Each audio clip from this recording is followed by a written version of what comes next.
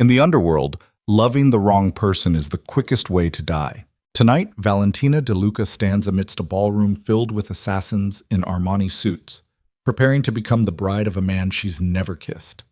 But the real secret? She's madly in love with him. Damien Morelli, the most ruthless heir on the East Coast, who spent 5 years treating her like a sister. And in just one night, it will all fall apart in blood and bullets. Follow this story to the end, hit like, and comment the city you're watching in so I know how far the story has progressed. Let's begin. The rain came down like bullets against the windows. Valentina DeLuca stood in front of the floor-length mirror in the West Wing suite, staring at a woman she barely recognized. The dress was obscene, ivory silk that cost more than most people earned in a year, hand-stitched by some designer whose name she'd already forgotten. It clung to her like a second skin, all elegant lines and strategic cutouts designed to make her look like a prize. A trophy. Something beautiful to be displayed and possessed. She wanted to rip it off. Her fingers trembled as she reached for the champagne flute on the vanity. The bubbles had gone flat an hour ago, but she drank it anyway, tasting nothing. Outside, thunder rolled across the Manhattan skyline like a warning.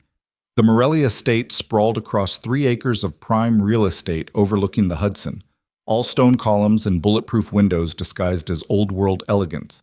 People called it a mansion. Valentina had spent the last 5 years learning to call it a cage. "You look beautiful." The voice came from the doorway. Soft, careful, exactly the tone you used with something fragile. Valentina didn't turn around. She could see him in the mirror's reflection.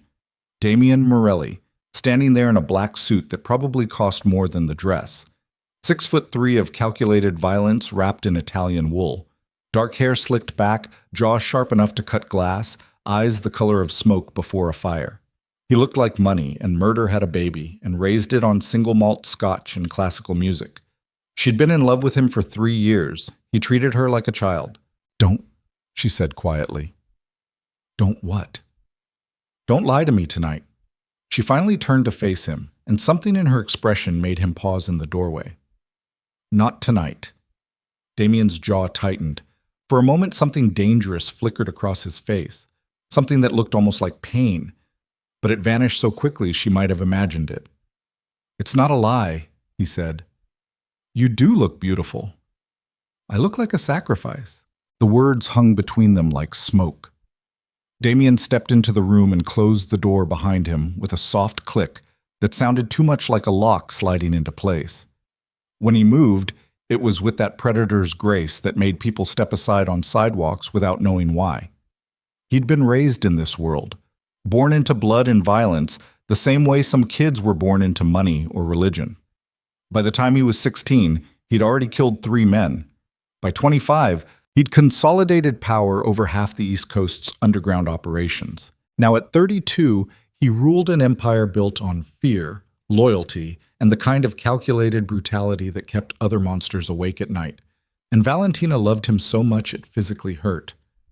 "You don't have to do this," Damien said. She laughed. It came out sharp and brittle. "Yes, I do." "Val, don't call me that." Her voice cracked. "Not when you're the one who arranged the whole thing." That landed. She watched him absorb it, watched the muscle in his jaw flex as he struggled with something he'd never say out loud. Damien Morelli didn't do messy emotions. He did strategy, control, cold-blooded decisions that kept the family empire running like a machine. He'd been making those decisions about her life for 5 years, ever since her parents were murdered. The DeLuca family had been allies of the Morellis for 3 generations, soldiers, enforcers, the kind of loyal muscle that kept empires afloat when the wars got bloody. When Valentina's father was executed in a power play gone wrong, it was Damien's family who took her in, protected her, gave her a home when she had nothing but grief and a last name that made her a target. She'd been 19. Damien had been 27. He'd treated her like a broken bird ever since. "The marriage makes strategic sense," Damien said finally. His voice had gone cold, the tone he used in boardrooms when he was negotiating million-dollar deals or ordering someone's execution. "The alliance with the Castellano family will stabilize the Eastern Territories. It prevents a war that could cost hundreds of lives. So I'm a peace treaty. Your family." "Then let me choose." The words exploded out of her before she could stop them. Let me decide who I marry. Let me decide if I even want to stay in this world. Let me... She cut herself off, breathing hard. Her hands were shaking. She'd said too much already. Damien was staring at her with an expression she couldn't read. Something dangerous and complicated moved behind those smoke-gray eyes. What do you want, Valentina? The question felt like a trap. She wanted to tell him the truth. Wanted to scream that she'd spent 3 years watching him from across ballrooms and boardrooms, memorizing the way he moved, the way he smiled at things that weren't funny, the way his voice dropped half an octave when he was giving orders. She wanted to tell him about the nights she couldn't sleep because he was right down the hall, so close she could hear his footsteps on the marble floors. She wanted to tell him that marrying someone else felt like dying slowly. But Damien Morelli didn't love broken birds. He protected them. I want to leave, she said quietly. The silence that followed felt like falling. Damien didn't move, but something in his expression shifted. Something raw and barely controlled flickering across his face before he could mask it. Leave. Yes. Where would you go? Does it matter? She turned back to the mirror, unable to look at him anymore. Anywhere that isn't here. Anywhere that doesn't smell like gunpowder and expensive cologne. Anywhere I'm not someone's strategic asset. You're not? Yes, I am. She met his eyes in the reflection. I've always been. My parents were assets. I'm an asset. This marriage is just another transaction. Damien moved suddenly, crossing the room in 3 strides. He stopped behind her, close enough that she could feel the heat radiating off him, close enough to see the barely controlled tension in his shoulders. When he spoke, his voice had dropped to something rough and dangerous. You think I want this? Her breath caught. You think I spent 5 years keeping you safe just to hand you over to some... He stopped himself, jaw clenched so tight she could see the muscle jumping. Antonio Castellano is a decent man. He'll treat you well. The marriage will be a cage with better furniture. It will be safe. I don't want safe. She spun around, and suddenly they were inches apart, close enough that she could see the flecks of steel in his eyes, the barely healed scar along his jaw from a knife fight 6 months ago. I never asked for safe. I asked for a choice. In this world, we don't get choices. You do. You get all the choices. You decide who lives, who dies, who marries who. You run this entire empire like it's a chess game, and we're all just pieces you move around the board. That's what keeps you alive, Damien said quietly. That's what kept your parents alive until... He stopped. The unfinished sentence hung between them like a gunshot. Valentina's throat tightened. Until what? Until they died because someone made a wrong move? Until they became collateral damage in someone else's game? She stepped closer, close enough to see her own reflection in his eyes. I'm tired of being a piece on the board, Damien. I'm tired of being protected. I'm tired of loving you, she almost said. But the words died in her throat. Damien was staring at her like he'd never really seen her before. Like she'd just said something that cracked open a door he'd spent years keeping locked. His hand came up slowly, hesitantly, like he was about to touch her face. And then he stopped himself, fingers curling into a fist. You should get downstairs, he said. His voice had gone flat, empty. The guests are waiting. The dismissal felt like a slap. Valentina stepped back, breaking whatever moment had almost existed between them. Right, the guests. Can't keep the audience waiting for the show. She grabbed the champagne flute off the vanity and brushed past him, heading for the door.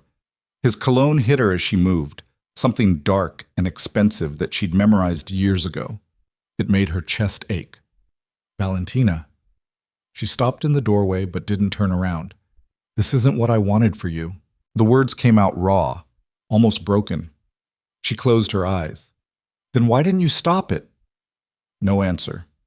When she finally looked back, Damien was standing by the window, staring out at the rain-soaked city like he could find answers in the darkness. The light from the chandelier cast shadows across his face, making him look older, tired, almost human. Almost. Because loving you would destroy us both, he said quietly. Valentina's heart stopped. She stood frozen in the doorway, every nerve in her body screaming at her to turn around, to demand an explanation, to make him repeat those words so she knew she hadn't imagined them. But before she could move, footsteps echoed down the hallway. Miss DeLuca? One of the household staff appeared, looking nervous. Mr. Castellano has arrived. They're asking for you in the main ballroom. Reality crashed back in. Valentina forced herself to breathe, forced a smile onto her face that felt like broken glass. I'll be right there. The staff member nodded and disappeared. She looked back at Damien one last time. He hadn't moved, hadn't turned around. His shoulders were rigid with tension, hands shoved in his pockets like he was physically restraining himself from doing something reckless. I'm leaving tonight, she said, after the party. I have a car waiting at the service entrance. By midnight, I'll be gone. Now he turned. The expression on his face made her breath catch. Something wild and dangerous and barely controlled. Val, don't follow me. She left before he could respond. Kohang. The ballroom was a nightmare disguised as a celebration. Valentina descended the grand staircase with a practiced smile, feeling the weight of 100 eyes tracking her movement. The room sprawled beneath crystal chandeliers worth more than small countries, all marble floors and gold leaf detailing that screamed old money. Except most of the people here had earned their fortunes through violence, extortion, and carefully calculated murder. They wore tuxedos and evening gowns like armor. Champagne flowed from fountains while waiters circulated with caviar and imported delicacies.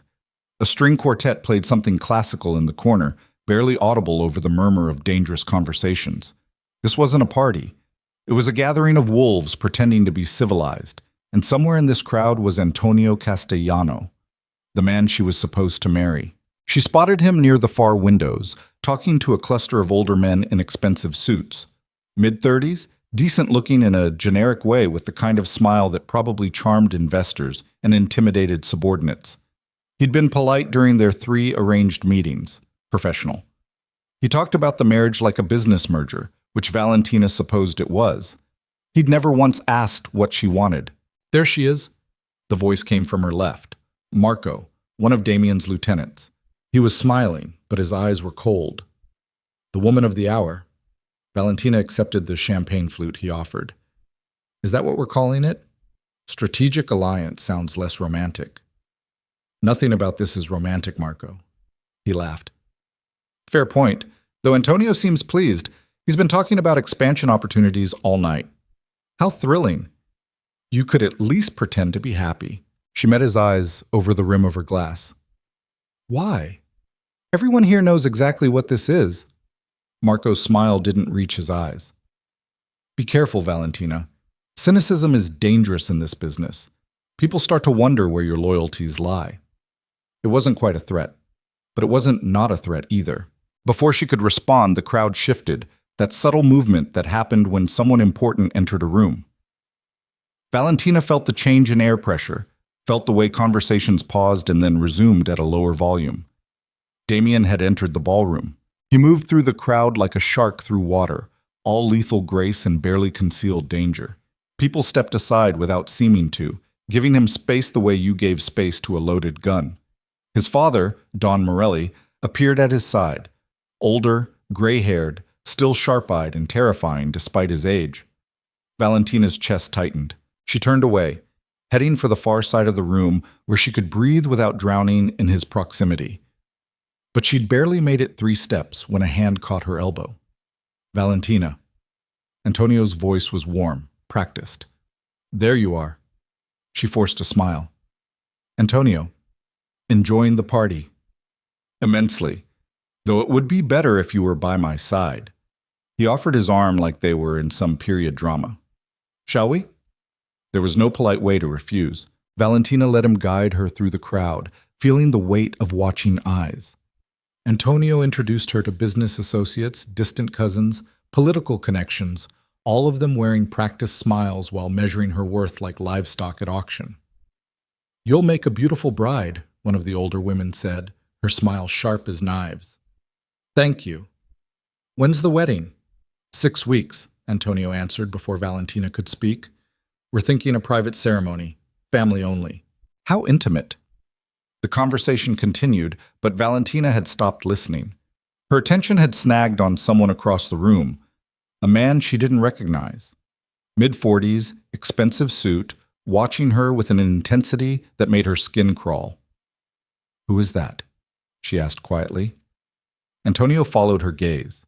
His expression shifted, just for a second, something that looked almost like surprise. "Victor Salazar. He's a business associate. Distant connections to the Western Territories." Something in his tone felt wrong. Before Valentina could press, the lights dimmed slightly. Don Morelli had moved to the center of the room, glass raised. The crowd fell silent. "Thank you all for coming," the old man said, his voice carried easily despite its roughness. "Tonight we celebrate not just a union between two people, but an alliance between families. The Morellis and the Castellanos have been friends for generations. This marriage will strengthen those bonds for years to come." Polite applause rippled through the room. Valentina's stomach twisted. "To Valentina and Antonio," Don Morelli continued, "may their partnership bring prosperity to us all." The crowd echoed the toast. Valentina lifted her glass, feeling the weight of performance. Across the room, she found Damien's gaze. He was standing near the windows, drink untouched, watching her with an expression that made her chest ache. Their eyes met, held. Something electric passed between them. Recognition, regret, all the words they'd never said crystallizing in the space of a heartbeat. Then Damien turned away, and Valentina felt something inside her break. She couldn't do this, couldn't stand here pretending while her heart was being ripped apart by inches. The walls felt too close, the crowd too suffocating. She needed air, needed space, needed to execute her escape plan before she did something stupid like confess feelings to a man who'd spent 5 years treating her like a responsibility. "Excuse me," she murmured to Antonio. "I need to use the powder room." He nodded absently, already turning back to his business conversation.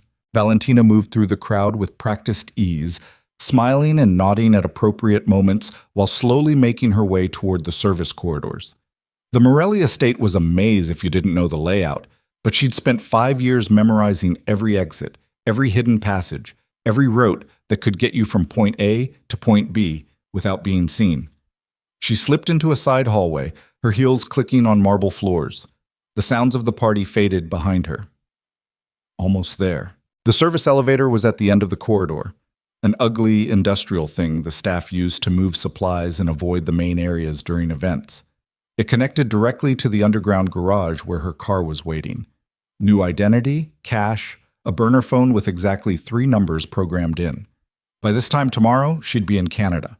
By next week, she'd disappear completely. She jabbed the elevator button. The doors opened with a mechanical groan.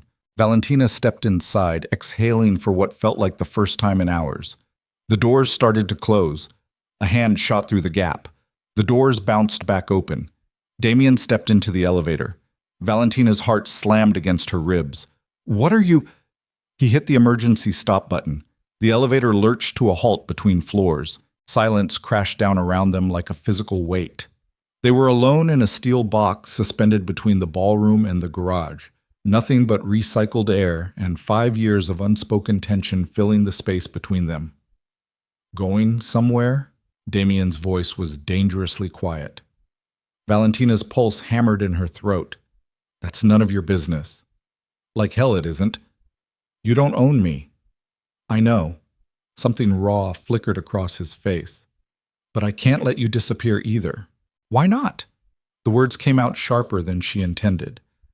"You've made it very clear what I am to you. A responsibility, a duty, something to be managed and protected and married off when it's strategically convenient." "That's not—" "Then what, Damien?" She stepped forward, close enough to see the tension in his jaw, the way his hands were clenched into fists at his sides. "What am I to you? Really?" The question hung between them like a live wire.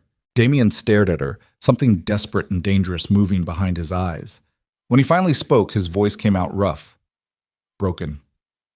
"You're the one thing in this world I can't afford to want." The air left her lungs. "I've spent 5 years trying to keep you safe," he continued. 5 years watching you from across rooms, making sure no one touched you, no one hurt you. 5 years knowing that if I let myself feel what I feel, it would compromise everything, make me weak, give my enemies leverage, put a target on your back that would never come off. Valentina's throat tightened. "So you decided for me?" "Yes." You decided I'd be safer married to someone else, someone who doesn't, someone who doesn't love you. The words came out like glass. Someone who won't lose his mind if you're threatened. Someone who won't burn down entire territories to keep you safe. Someone who won't become the thing I've become. And what are you? Damien stepped closer. The elevator suddenly felt impossibly small. Obsessed, he said quietly. I'm obsessed with you, Valentina. Have been for 3 years. Every time you walk into a room, I track your movement. Every time another man looks at you, I imagine breaking his jaw. Every time you smile at someone else, something inside me wants to...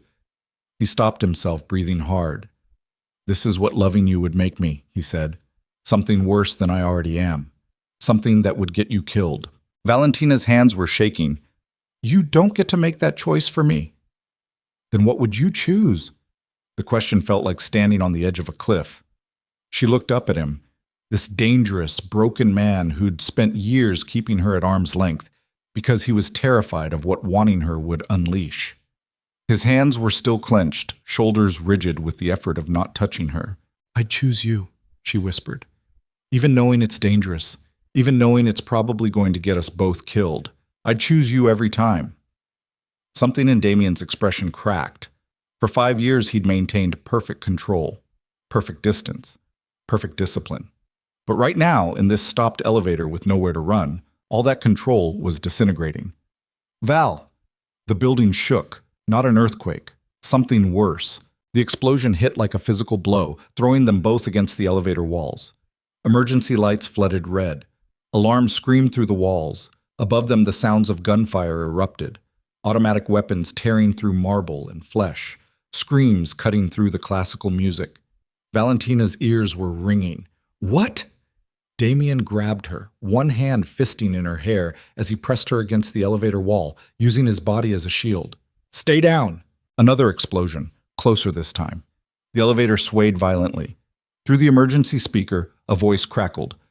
Breach on all floors, multiple hostiles, this is not a drill. The transmission cut out in static and gunfire.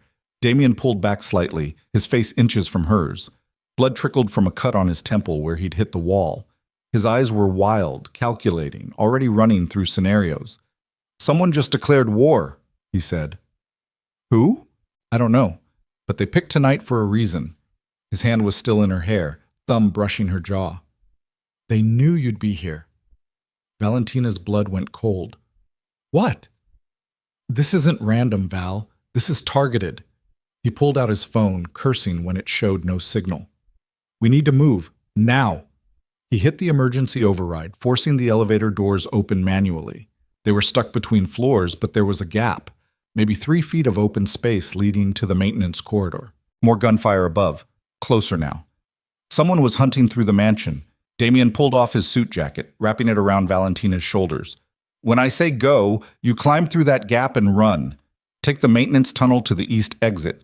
There's a panic room in the wine cellar. Code is your father's birthday. You lock yourself in there and you don't come out until I come get you. What about you? I'm going back up. Damien, this is my family, Val. My empire. I'm not hiding while someone tears it apart. Then I'm coming with you. Like hell you are. You don't get to protect me anymore. She grabbed his shirt, fisting the expensive fabric.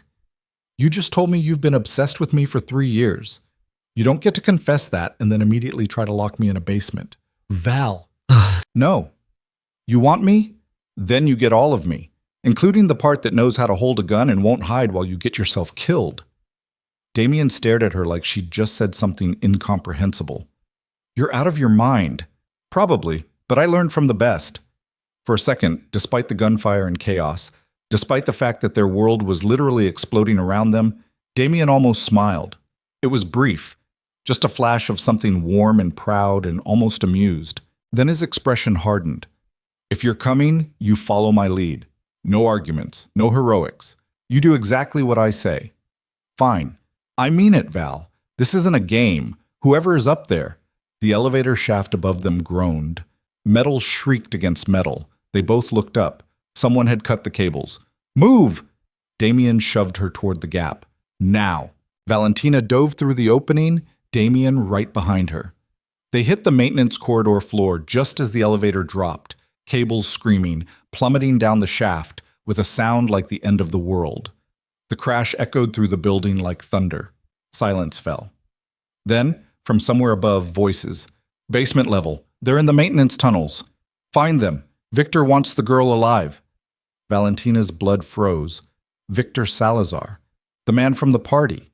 Damien's expression went cold. That dangerous, calculating emptiness that meant someone was about to die very badly. Stay behind me, he said quietly. He moved down the corridor like a predator, pulling a gun from somewhere she hadn't seen. The tunnel was narrow, lit by emergency lights casting everything in red. Their footsteps echoed on concrete. Behind them, the sound of boots on metal stairs. They were being hunted. And Valentina realized with sudden, terrifying clarity, the man she loved had just become the most dangerous thing in this building, and she had no idea if they'd survive the night. The maintenance tunnels smelled like rust and decades-old concrete. Emergency lights painted everything the color of dried blood. Valentina's heels clicked against the floor until Damien grabbed her wrist, yanking her to a stop. "Take them off," he whispered. She didn't argue, kicked off the expensive shoes and left them lying there like abandoned evidence. The concrete was cold against her bare feet, gritty with dust and God knew what else. Above them, footsteps echoed, multiple sets, heavy boots moving with tactical precision. Damien pressed against the wall, gun raised, listening. His jaw was tight, that muscle jumping the way it always did when he was calculating odds. Valentina watched his profile in the red emergency light. The sharp line of his nose, the scar along his jaw, the way his chest rose and fell in controlled breaths, while her own heart was trying to punch through her ribs. "How many?" she whispered. "At least 6. Maybe more." "Victor Salazar. They said his name." Damien's expression went colder. "I heard." "You know him?" "Know of him. Western territories. Supposed to be running guns through the port cities." His eyes narrowed. "He shouldn't be here. Shouldn't even know about tonight. Unless someone told him." The implication hung between them like poison. Damien turned to look at her, and something in his expression made her stomach drop. "Who knew you were planning to run?" Valentina's throat went dry. "What?" "You said you had a car waiting. New identity. That takes planning. Money. Help." His voice was deadly quiet. "Who helped you?" "I did it myself." "Bullshit. You're smart, Val, but you're not that connected. Someone set this up for you." He stepped closer, and suddenly she was backed against the concrete wall with nowhere to go. "Who was it?" "Does it matter right now?" "If they sold you out to Victor Salazar, yes, it fucking matters." She shoved at his chest. "I don't know who Victor Salazar is. I don't know why he wants me. And I didn't tell anyone except—" She stopped. Damien's eyes went sharp.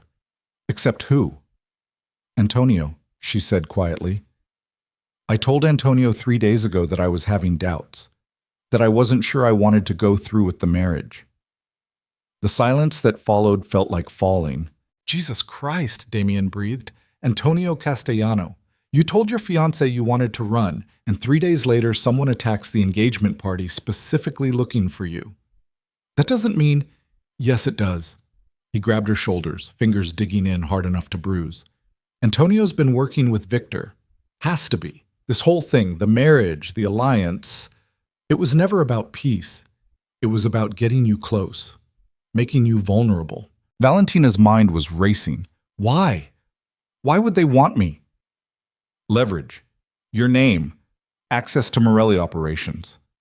Damien's grip tightened. Or maybe revenge. Your father killed a lot of people before he died. Maybe Victor's one of the ones who's been waiting for payback. Above them, the footsteps paused. Then a voice, amplified through a radio. "Thermals picking up signatures in the west maintenance corridor. 2 targets, moving to intercept." Damien's hand found the small of her back. "Run." They moved. The tunnel branched ahead, left toward the wine cellar panic room, right toward the old boiler room that connected to the external maintenance shaft. Damien pulled her right, away from the obvious safe option. "I thought we were going to the panic room," Valentina hissed. "They'll check there first. We need somewhere they won't look." "Where?" "Somewhere that doesn't exist on the building plans." The boiler room was a rusted nightmare of exposed pipes and industrial machinery that looked like it hadn't been used since the 80s. Damien moved through it with the confidence of someone who'd memorized every inch of the estate. He stopped at what looked like a solid concrete wall, felt along the edge, then pressed. A section of wall swung inward. What? My father doesn't trust panic rooms. Too easy to trap someone inside. Damien pushed her through the opening. This tunnel connects to 3 different exit points. It's not on any official plans. The hidden passage was narrower than the maintenance tunnels, barely wide enough for them to move single file. Old wooden support beams lined the walls. The air smelled stale, like no one had breathed it in decades. Damien pulled the door shut behind them. Click. The sound echoed. Then darkness, complete and suffocating.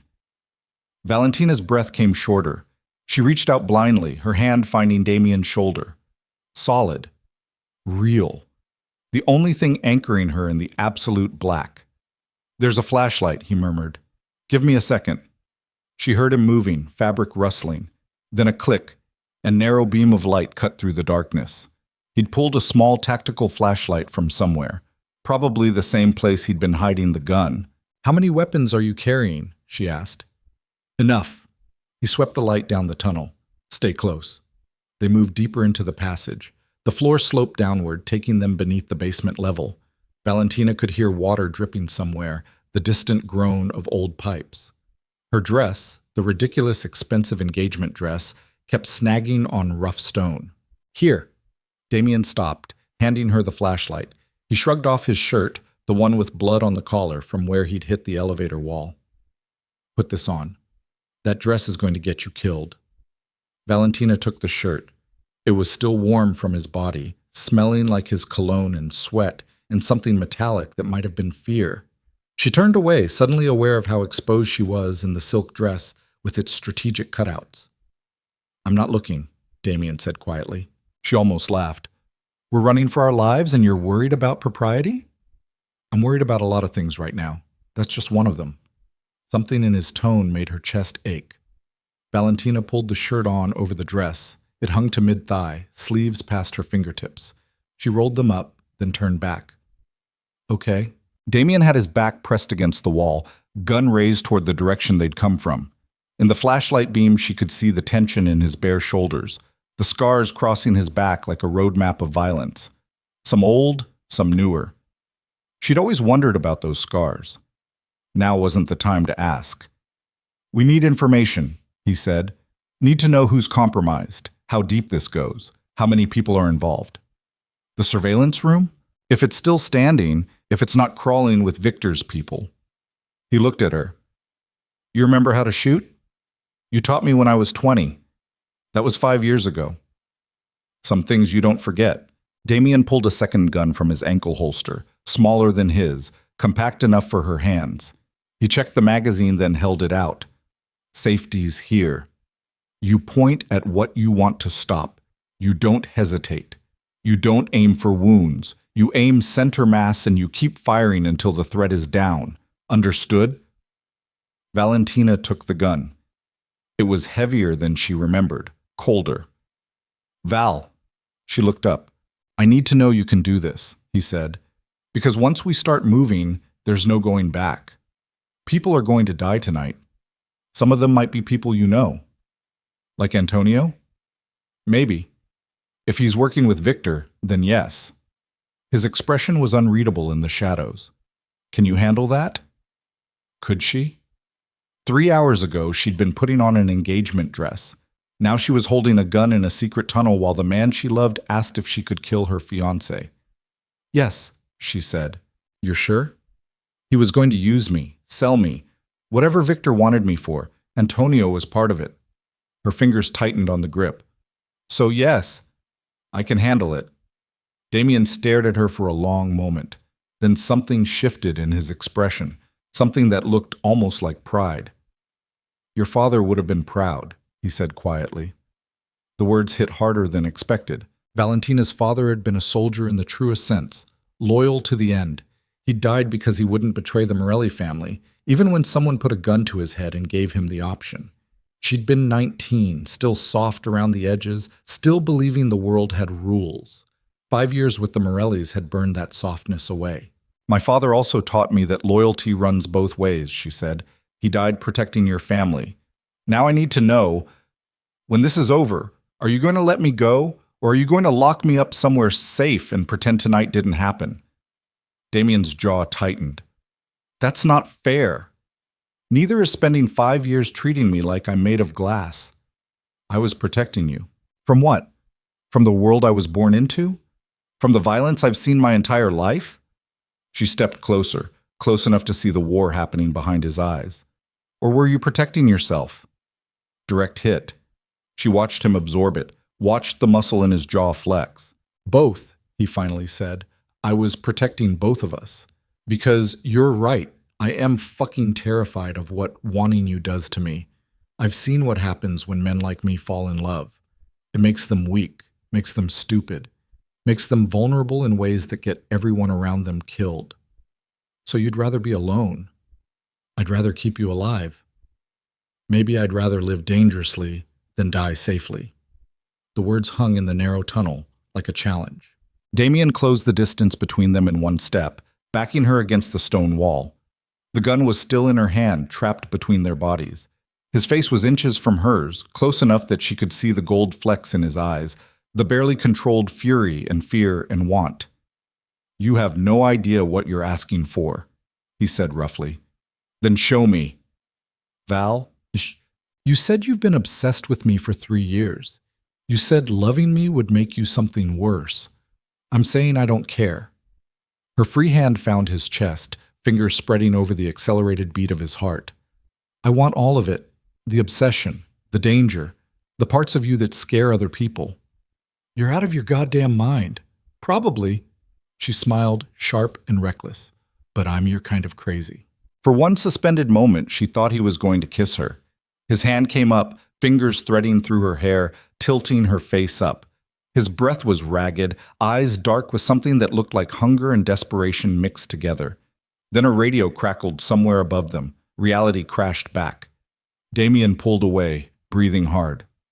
We need to move. Damien? Later. His voice was rough. If we survive this, we can... Later.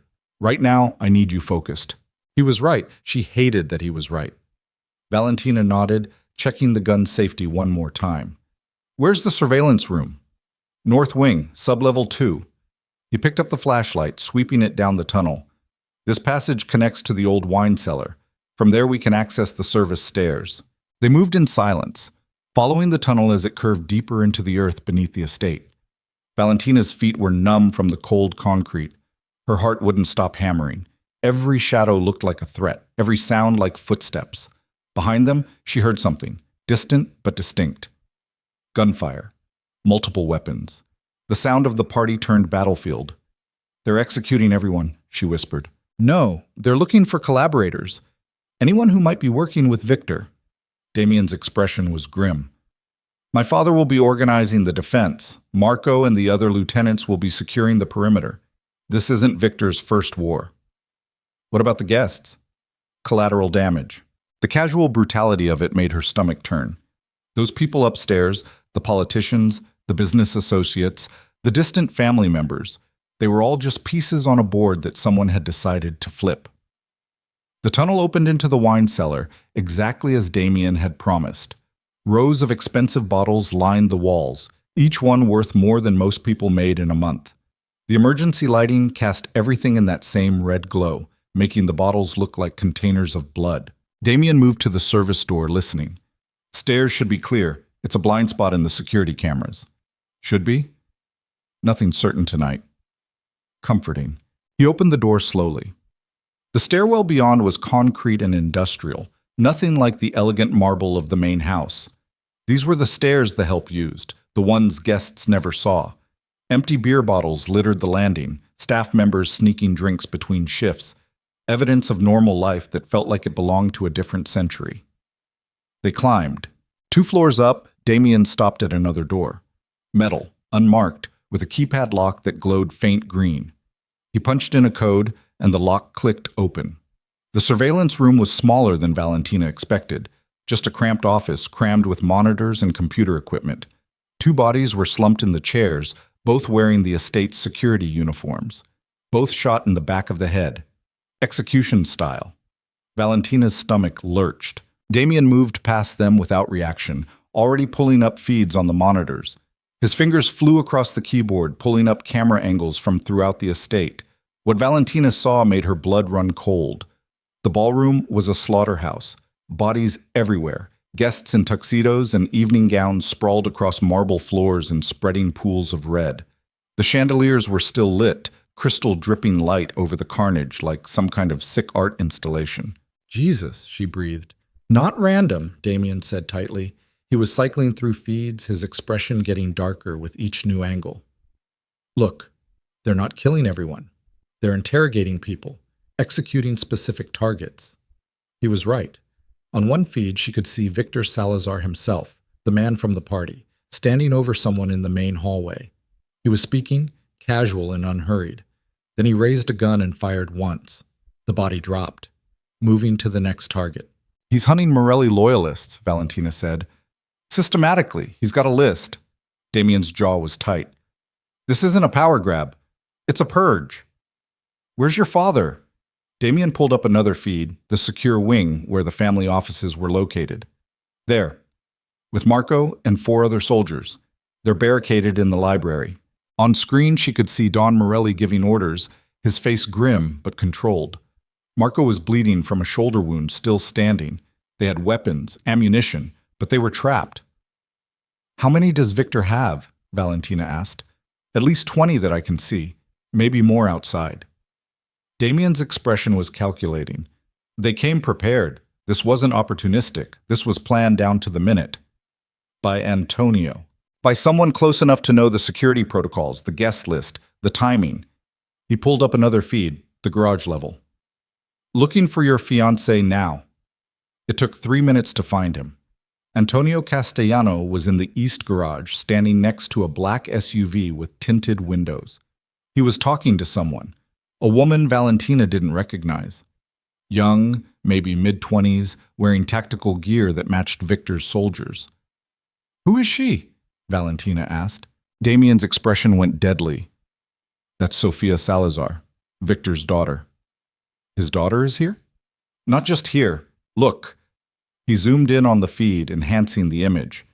Sofia Salazar had her hand on Antonio's chest, casual and possessive.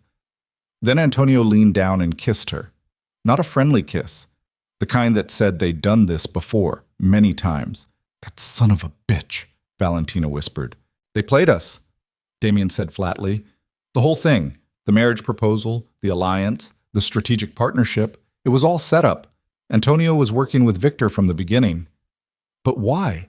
What do they get from... She stopped, because on the screen, she could see what was in the SUV's back seat. Files, boxes of them. Documents with the Morelli family seal clearly visible. Financial records, Damien said quietly. Operation details, business contacts. Everything needed to dismantle the entire organization from the inside out. And I was supposed to give them access. Once you married Antonio, you'd have clearance to the family archives. Full access to the estate. You'd be asking questions, looking through records, trying to understand the business. His voice was cold. They were going to use you as an unwitting spy. And once they had everything they needed, they'd kill me. Or leverage you for ransom. Either way, you were never walking away from this marriage. Valentina stared at the screen, watching Antonio load boxes into the SUV like he was running errands instead of betraying everyone who'd trusted him. 3 months ago, he'd proposed, told her about building a future together, smiled that practiced smile that she'd mistaken for kindness. She'd almost married him, would have married him if she hadn't been too in love with Damien to go through with it. We need to stop him, she said. We need to survive long enough to stop him. Damien was pulling up more feeds, checking exits and entrances. Victor's people are between us and the garage, between us and my father, between us and every way out of this building. So what do we do? He looked at her and she saw the calculation happening behind his eyes, the same cold strategic thinking that made him dangerous. We go on offense, he said. We stop running and start hunting. The two of us against 20 soldiers? The two of us with access to every security system in the estate, knowledge of every hidden passage, and nothing left to lose. He pulled up a schematic of the building, highlighting key locations. We cut off their communications, disable their exits, force them into kill zones where we have the advantage. That's insane. That's war. He looked at her. You still in?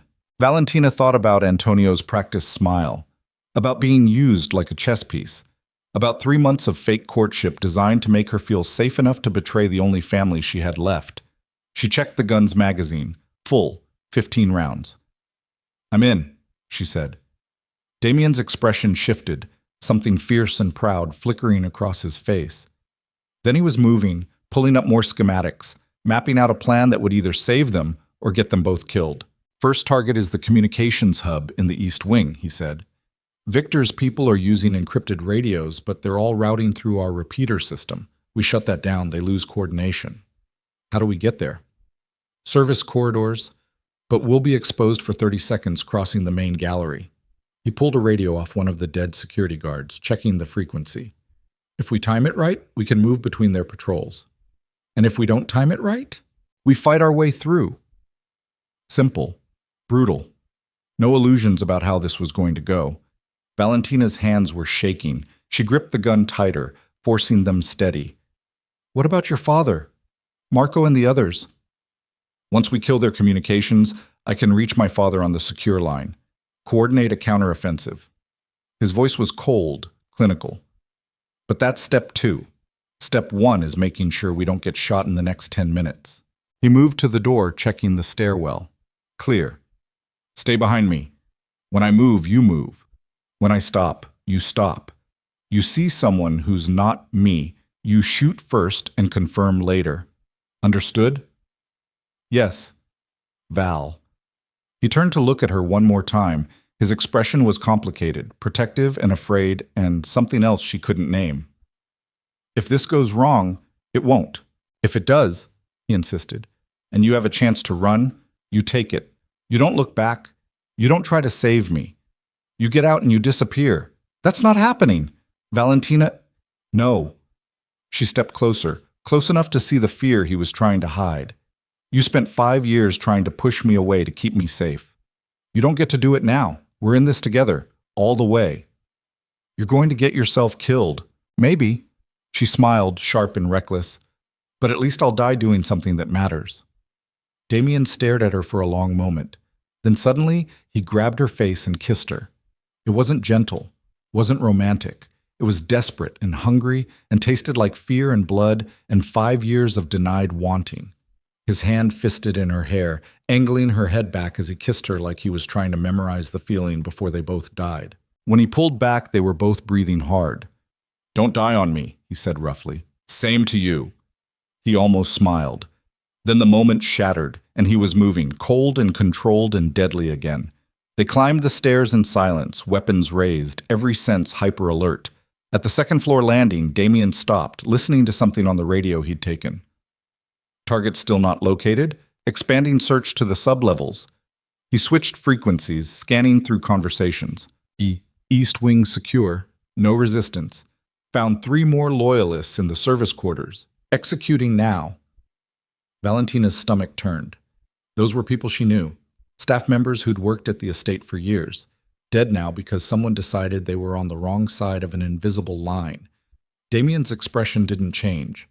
He was compartmentalizing, she realized, putting the horror in a box he could deal with later, if there was a later. Communications hub is 2 doors down from here, he whispered. 1 guard at the entrance, maybe more inside. How do you want to do this? Quick and quiet. We can't risk gunfire alerting the others. He pulled a knife from somewhere, because of course he had a knife. I'll handle the guard. You watch our backs. They moved into the corridor. The hallway was dark except for emergency lighting. Expensive artwork lined the walls, paintings worth millions, sculptures that belonged in museums. All of it meaningless now. Ahead she could see the guard, one of Victor's soldiers, young, nervous. He kept checking his radio, shifting his weight. Amateur. Damien moved like smoke. One moment he was beside her, the next he was behind the guard with the knife pressed against his throat. The guard tried to scream. The sound died in a wet gurgle. The body dropped. Valentina's stomach twisted, but she forced herself to look away, focusing on the corridor behind them. Clear, for now. Damien dragged the body into an alcove, then moved to the door. It was locked. High-tech keypad, probably changed after Victor took the building. "Can you hack it?" Valentina whispered. "Don't need to." He pulled out the dead guard's radio, pressed the transmit button. "Command, this is Post 7. Door lock's malfunctioning. Need remote override." A pause, then a click, and the door unlocked. Damien smiled, cold and vicious. Amateurs. They slipped inside. The communications hub was a server room, all blinking lights and humming equipment. One more guard inside, sitting at a terminal with his back to the door. He never heard them coming. Damien moved fast, one arm around the guard's throat, cutting off air. The guard struggled, clawing at Damien's arm, but it was already over. 30 seconds later, the body went limp.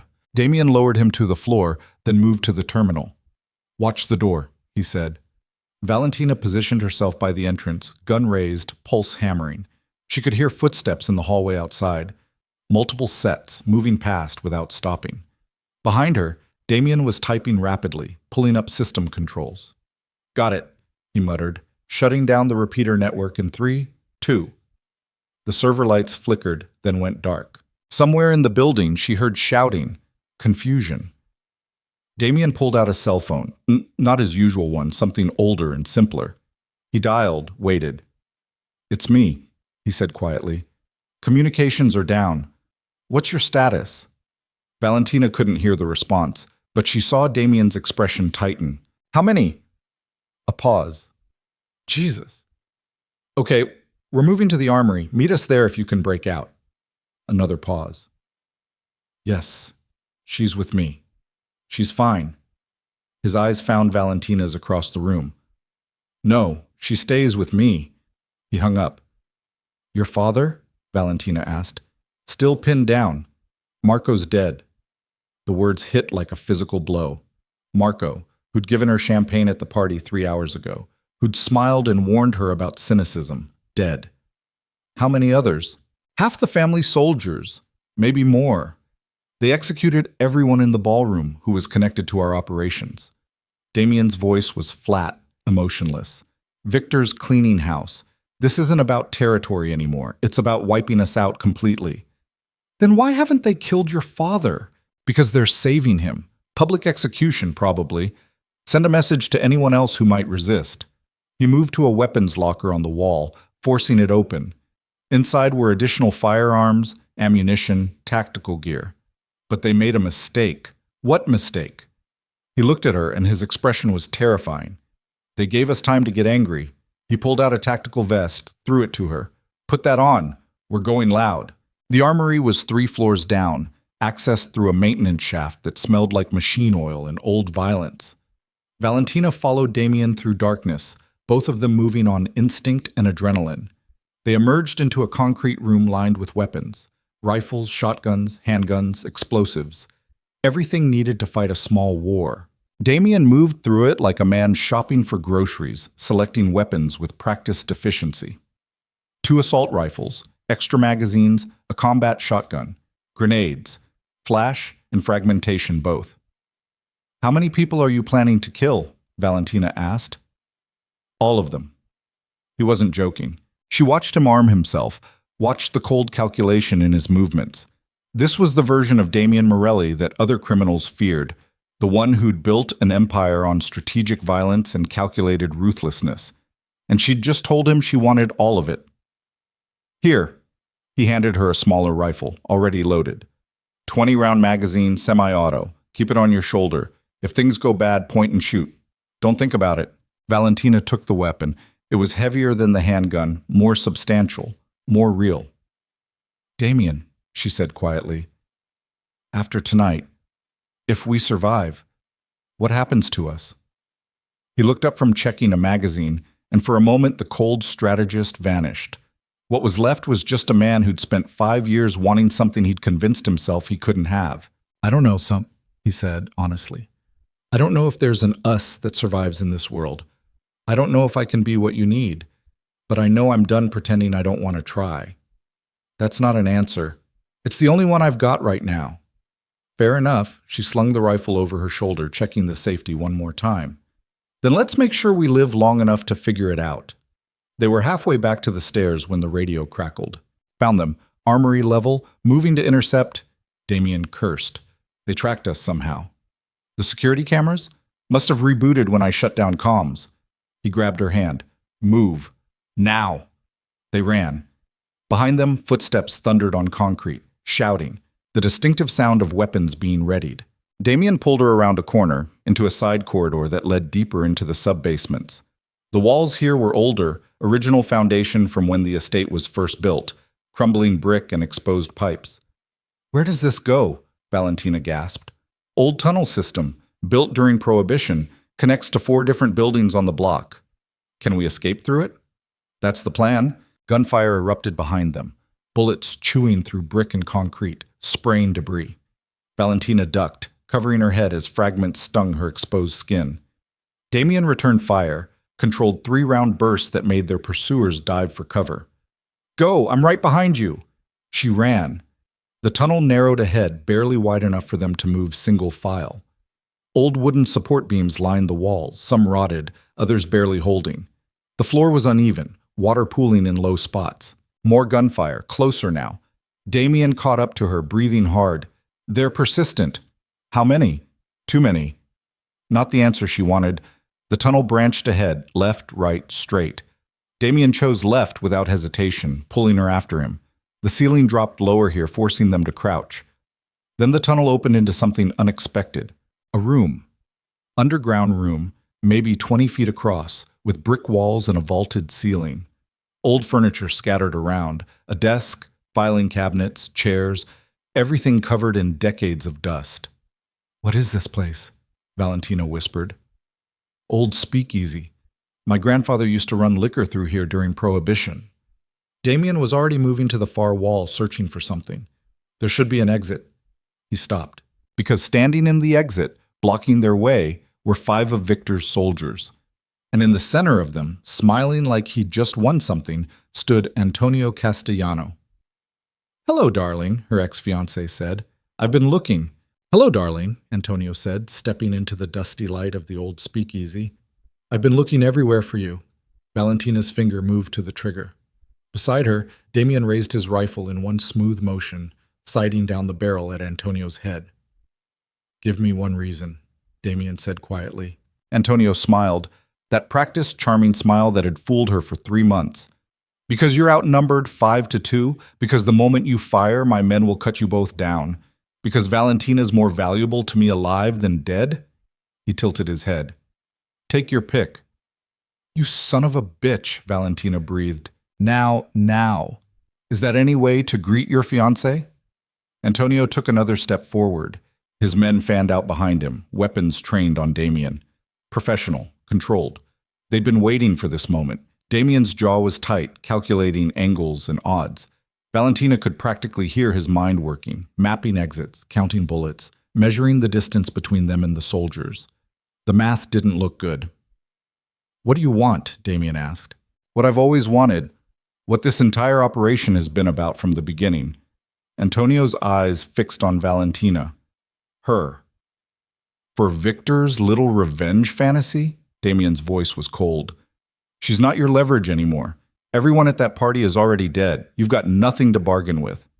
You think this is about revenge? Antonio laughed. It echoed off the brick walls like broken glass. Jesus, Morelli, you really don't see it, do you? See what? Antonio looked at Valentina, and something in his expression made her stomach drop. Tell him, darling. Tell him what you really are. Valentina's blood went cold. I don't know what your father, Antonio interrupted. Michael DeLuca, loyal soldier, died protecting the Morelli family. He smiled wider. Except that's not quite the whole story, is it? Silence crashed down like a physical weight. What are you talking about? Damien's voice had gone dangerously quiet.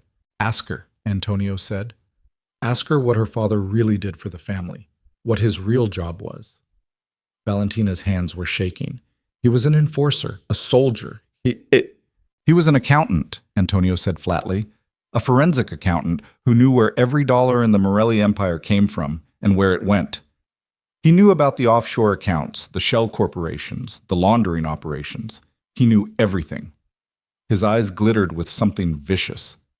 And 3 months before he died, he copied all of it. The world tilted sideways. "That's not true," Valentina whispered. "Isn't it? Your father spent 6 months before his death acting paranoid, jumpy, making copies of files he shouldn't have had access to, meeting with people in secret." Antonio stepped closer. He knew someone was coming for the Morellis. He knew the empire was about to collapse, so he created insurance. "You're lying." "Am I?" "Then explain why your apartment, the one you lived in before the Morellis took you in, was ransacked 3 times in the year after his death. Explain why Victor Salazar has spent 5 years trying to find you. Explain why I was ordered to get close to you, to marry you, to gain your trust." Valentina's throat closed up. She looked at Damien, saw the expression on his face, cold calculation mixing with something that looked almost like betrayal. "Damien, is it true?" His voice was flat, empty. "Did your father steal from us?" "I don't know. I was 19. He never told me about—" "Where is it?" Antonio demanded. "Where did he hide the files?" "I don't have them. I don't even know if they exist." "Bullshit. Your father died protecting something. He took 3 bullets and kept fighting. Men don't do that for nothing." Antonio's expression hardened. "He gave them to you, or he told you where to find them, or he left you some kind of clue." "He didn't. I swear, he didn't." "Your father loved you more than anything in this world," Antonio interrupted. "You expect me to believe he died without making sure you'd be taken care of, without leaving you something?" The words hit like a punch, because he was right. Her father had loved her, had spent her entire childhood teaching her to be smart, to be careful, to always have an exit strategy. In his final months, he'd been different, paranoid, secretive, constantly checking over his shoulder. She'd thought it was just the stress of the job. What if it wasn't? What if he'd been preparing for something? "I don't know where they are," she said again, but this time her voice wavered. Antonio heard it. He smiled. "But you could find them." "Even if I could, even if they exist, why would I help you?" "Because otherwise Victor executes Don Morelli in the next 10 minutes. Because your cooperation is the only thing keeping Damien alive right now. Because if you don't help me, everyone you've ever cared about dies screaming." He paused. "Or you can work with me. Help me find the files. And in exchange, I let the Morellis live. Diminished, maybe. Broken, definitely. But alive." "Don't," Damien said quietly. He was still holding the rifle, still sighting down at Antonio. "Don't trust him, Val. Whatever he's promising, it's a lie." "Is it?" Antonio asked. "I've kept you alive this long, haven't I? Could have had you both killed in that elevator. Could have let Victor's men execute you in the tunnels. But I didn't. Because Valentina's cooperation is worth more than your corpses." "For now," Damien said. "For now," Antonio agreed. "But that can change very quickly."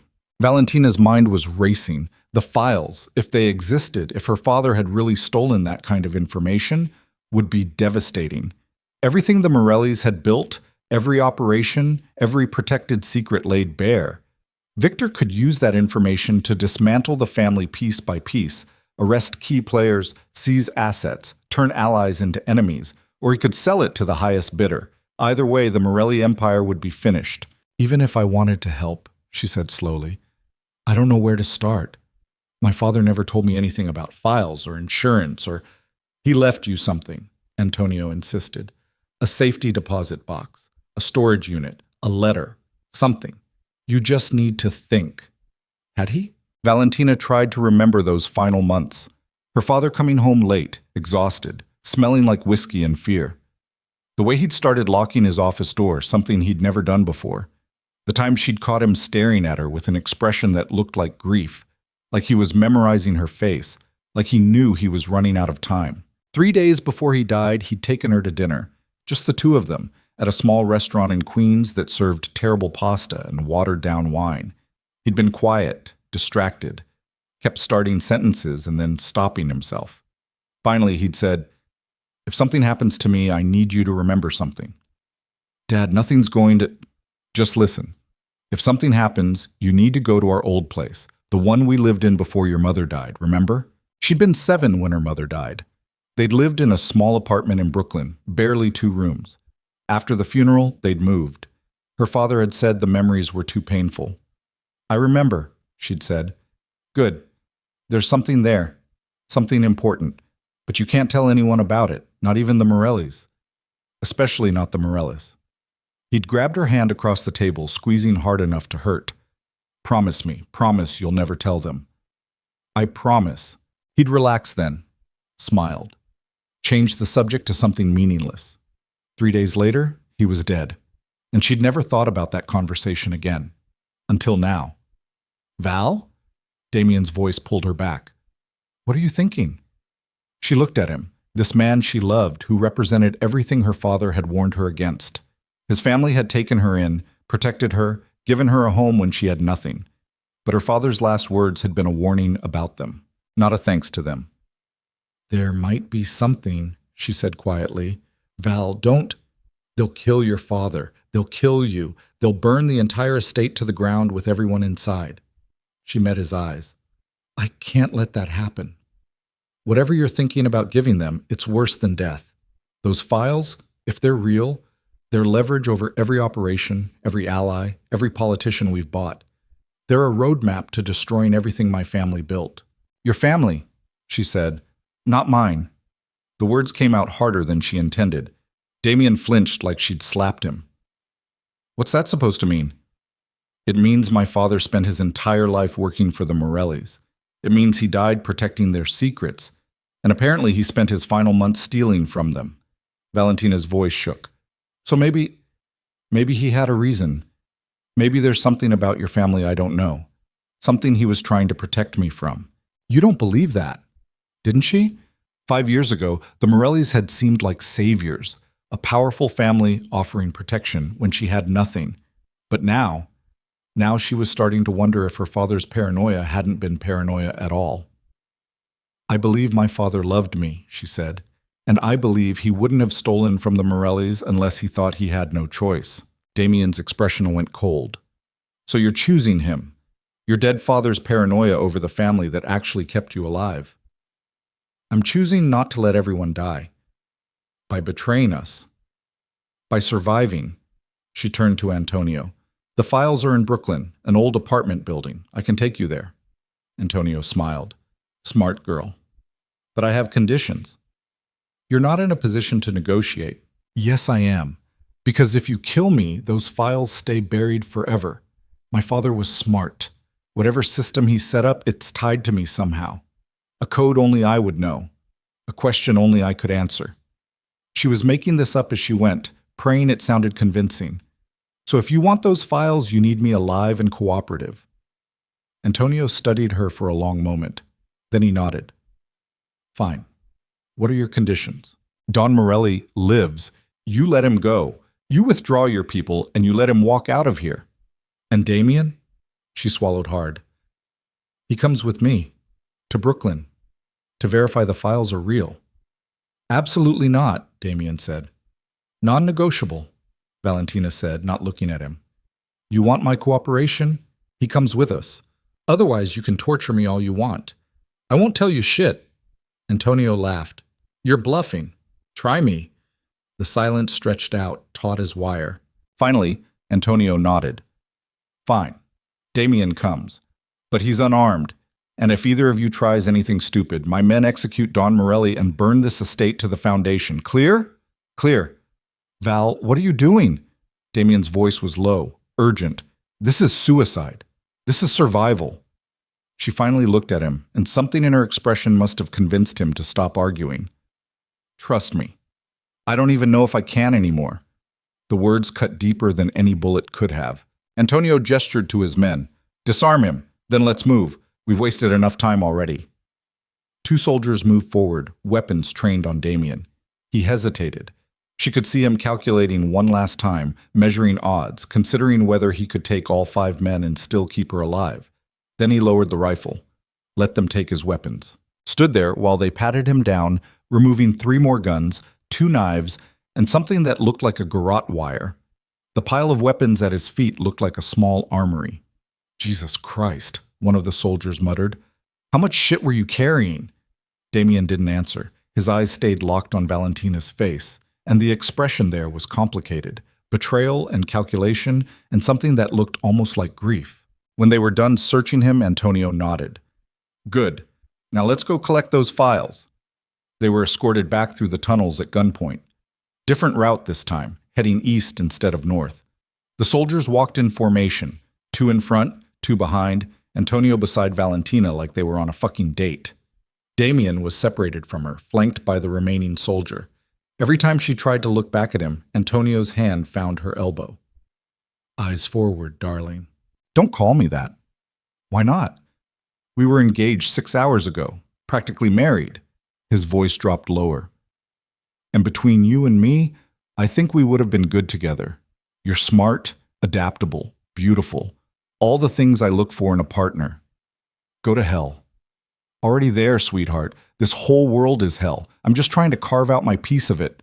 They emerged in the east garage, the same one she'd seen on the surveillance feeds.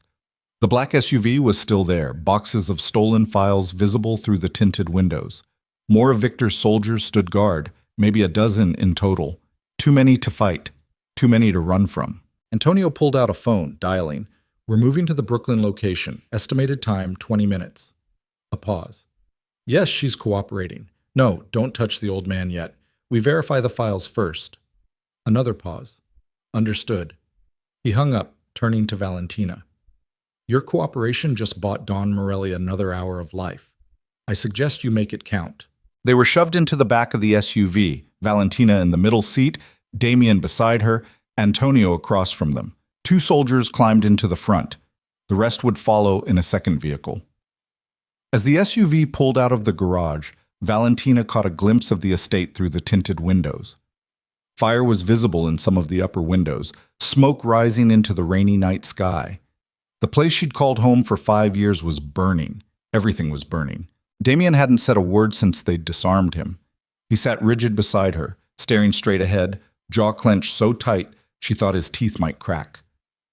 "I'm sorry," she whispered. He didn't respond. "Damien, Don't." His voice was flat, dead. "Just don't." Antonio watched this exchange with obvious amusement. "Trouble in paradise?" "Shut up," Valentina said. "You know what I find interesting? You spent 5 years living with the Morellis, 5 years being treated like family. And the moment things got difficult, you chose your dead father's secrets over the people who actually took care of you." He leaned forward. "Makes me wonder what kind of person you really are, Valentina. The kind who doesn't want to watch people die. Noble, but ultimately self-serving. You're making a deal to save your own skin, and you're calling it mercy." He smiled. "I can respect that. We're more alike than you think." "We're nothing alike." "No? We're both survivors. Both willing to betray the people we're supposed to love if it means staying alive." His eyes flicked to Damien. "Both very good at telling ourselves whatever story makes us feel better about our choices." Damien's hands clenched into fists. The drive to Brooklyn took 20 minutes through rain-slicked streets. This late, traffic was light. Just a few cabs and delivery trucks. The city looked different at 3 in the morning. Emptier, more honest. Like you could see the bones of it beneath the neon and noise. They pulled up outside a building that made Valentina's chest tighten. She hadn't been here in 15 years. Not since her mother's funeral. But she recognized it immediately. The crumbling brick facade, the rusted fire escape, the bodega on the corner that was somehow still open despite the hour. "This is it?" Antonio asked. "3rd floor. Apartment 3C. They climbed out of the SUV. Rain hammered down, soaking through clothes in seconds. The soldiers formed a perimeter while Antonio pushed Valentina toward the building entrance. Damien followed in silence, still flanked by guards. The lobby smelled like mildew and old cooking grease. The elevator was broken, had been broken 15 years ago, would probably be broken forever. They took the stairs. 3rd floor. Apartment 3C. The door was different than she remembered. Someone had replaced it at some point, installing a better lock. But the frame was the same, the number painted in fading gold. the small dent near the handle where her father had once kicked it in frustration when he'd forgotten his keys. "Open it," Antonio said. "I don't have a key." He gestured to one of the soldiers. The man pulled out a small toolkit, working on the lock with practiced efficiency. 30 seconds later, the door swung open. The apartment beyond was empty. Not abandoned, empty. Like someone had cleared out every piece of furniture, every personal belonging, everything that might have indicated humans had ever lived here. Just bare walls and dusty floors, and the ghost of a life Valentina barely remembered. "Where?" Antonio demanded. Valentina stepped inside, memory pulling her forward. The layout was the same, kitchen to the left, living room straight ahead. 2 small bedrooms down the hall to the right. She'd slept in the smaller one, the one with the window that faced the alley and let in the sound of the city at all hours. Her mother's room had been the larger one, the one where her father had slept alone for 7 years after the funeral, surrounded by boxes of her mother's things he couldn't bring himself to unpack or throw away. She walked down the hall. The doors were open, both rooms empty. But in the master bedroom there was a closet. Valentina opened it. Empty hangers, dust, a single bare bulb hanging from the ceiling, and in the back corner, barely visible beneath years of grime, a floorboard that sat slightly higher than the others. Her father's voice echoed in memory. "There's something there. Something important." She knelt, fingers finding the edge of the board. It lifted easily, revealing a small hollow space beneath. Inside was a metal box, maybe 8 inches by 10. Locked. Valentina pulled it out, heart hammering. "Open it," Antonio said. "I need the key." "Where's the key?" "I don't know. My father never—" Antonio grabbed her hair, yanking her head back.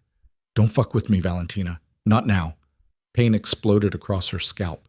She gasped, hands coming up to grab his wrist. "Let her go," Damien said quietly. He'd moved closer without the guards noticing, his expression dangerous. Antonio pulled a gun, pressing it against Valentina's temple. "Take another step and I blow her brains all over this shitty apartment." Damien froze. "That's what I thought." Antonio yanked Valentina's hair harder. "Now, the key. Where is it?" I swear I don't know." "Your father loved riddles, didn't he? Loved puzzles and codes and clever little secrets." Antonio's voice was mocking. "So what's the code, darling? What would Michael DeLuca use as a key to his insurance policy?" Valentina's mind raced. A key. A code. Something only she would know. Her mother's birthday? Too obvious. Her own birthday? Same problem. Their old address? The date they'd moved? Something else? "Think," Antonio growled. "Think or I start breaking fingers." Her father had been careful. Paranoid. He wouldn't have used something that could be guessed, but he also would have wanted her to find it if something happened to him. So it had to be something personal, something only the two of them would understand. And then she remembered. When she was 8 years old, her mother had died on October 14th. The funeral was 3 days later. Valentina had been too young to really understand death, had kept asking when her mother was coming home. Her father had sat her down in this apartment, in the small bedroom, and told her a story. "Your mother loved you more than anything in the world," he'd said. "And even though she's gone, that love doesn't disappear.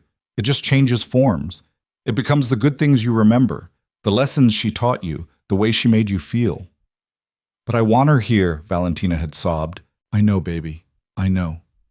He'd pulled her close, and she'd cried into his shoulder for what felt like hours. When she'd finally stopped, he'd said, "I'm going to tell you a secret. Something just between us. Your mother's favorite number was 7. Know why?" She'd shaken her head. "Because that's how old you were when you told her you loved her for the first time. Really understood what the words meant and said them anyway." He'd smiled.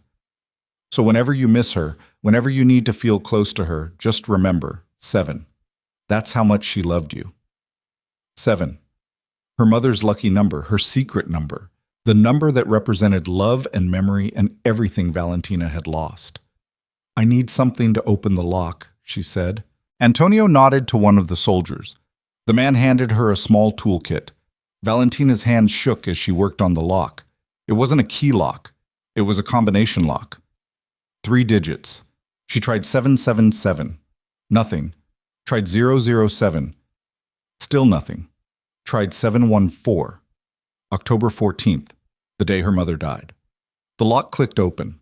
Inside the metal box were three things: a USB drive, a letter, yellowed with age, addressed to her in her father's handwriting, and a photograph. Her parents on their wedding day, young and smiling, looking at each other like the world couldn't touch them. Antonio grabbed the USB drive. Finally. The letter, Valentina said. I want to read the letter. Later, once I verify these files are real. Now, that was the deal. I cooperate. I get answers. Antonio stared at her for a long moment. Then he shrugged. Fine, but make it quick. Valentina's hands trembled as she unfolded the letter. Her father's handwriting, neat, precise, the same way he'd done everything. She could almost hear his voice reading the words. My dearest Valentina, if you're reading this, it means I'm dead. It means the thing I've been afraid of for months has finally happened, and I'm sorry. I'm so sorry I couldn't protect you better, couldn't prepare you better, couldn't be honest with you while I still had time. The USB drive contains information about the Morelli family's operations, every account, every operation, every dirty secret they've kept buried. I spent 10 years compiling it, and I'm not proud of that. But I need you to understand why. 5 years ago, Don Morelli ordered your mother's death. The words hit like a bullet. Valentina stopped breathing. She found out about an operation, human trafficking running through the ports. Young girls, some as young as 12. Your mother threatened to go to the authorities, threatened to expose everything, so Don Morelli had her killed, made it look like a mugging gone wrong, a random act of violence. But it wasn't random. I've known the truth for 5 years, kept my mouth shut because I was scared, because I had you to protect and I didn't know what else to do. But 6 months ago, I learned that the trafficking operation is expanding. More girls, younger, and I can't keep silent anymore. So I'm creating insurance, evidence, proof of everything they've done. If something happens to me, I need you to take this information to the FBI, to the media, to anyone who will listen. Burn the Morelli empire to the ground, Valentina. Make them pay for what they did to your mother, to all those girls, to everyone they've destroyed. I know this is unfair. I know you'll be alone after I'm gone, but I'm begging you, please, don't let them get away with this. Don't let your mother's death mean nothing. I love you more than you'll ever know. Dad. The letter fell from Valentina's numb fingers. She looked up at Damien. He was staring at her with an expression she couldn't read. But something in his eyes, something that looked almost like guilt, told her everything she needed to know. You knew, she whispered. Val, you knew what your father did, what he ordered. You knew my mother was murdered. Her voice was rising, cracking. You spent 5 years lying to me, 5 years pretending to protect me while knowing your family killed her. It wasn't like that. Then what was it like? She stood, legs shaking.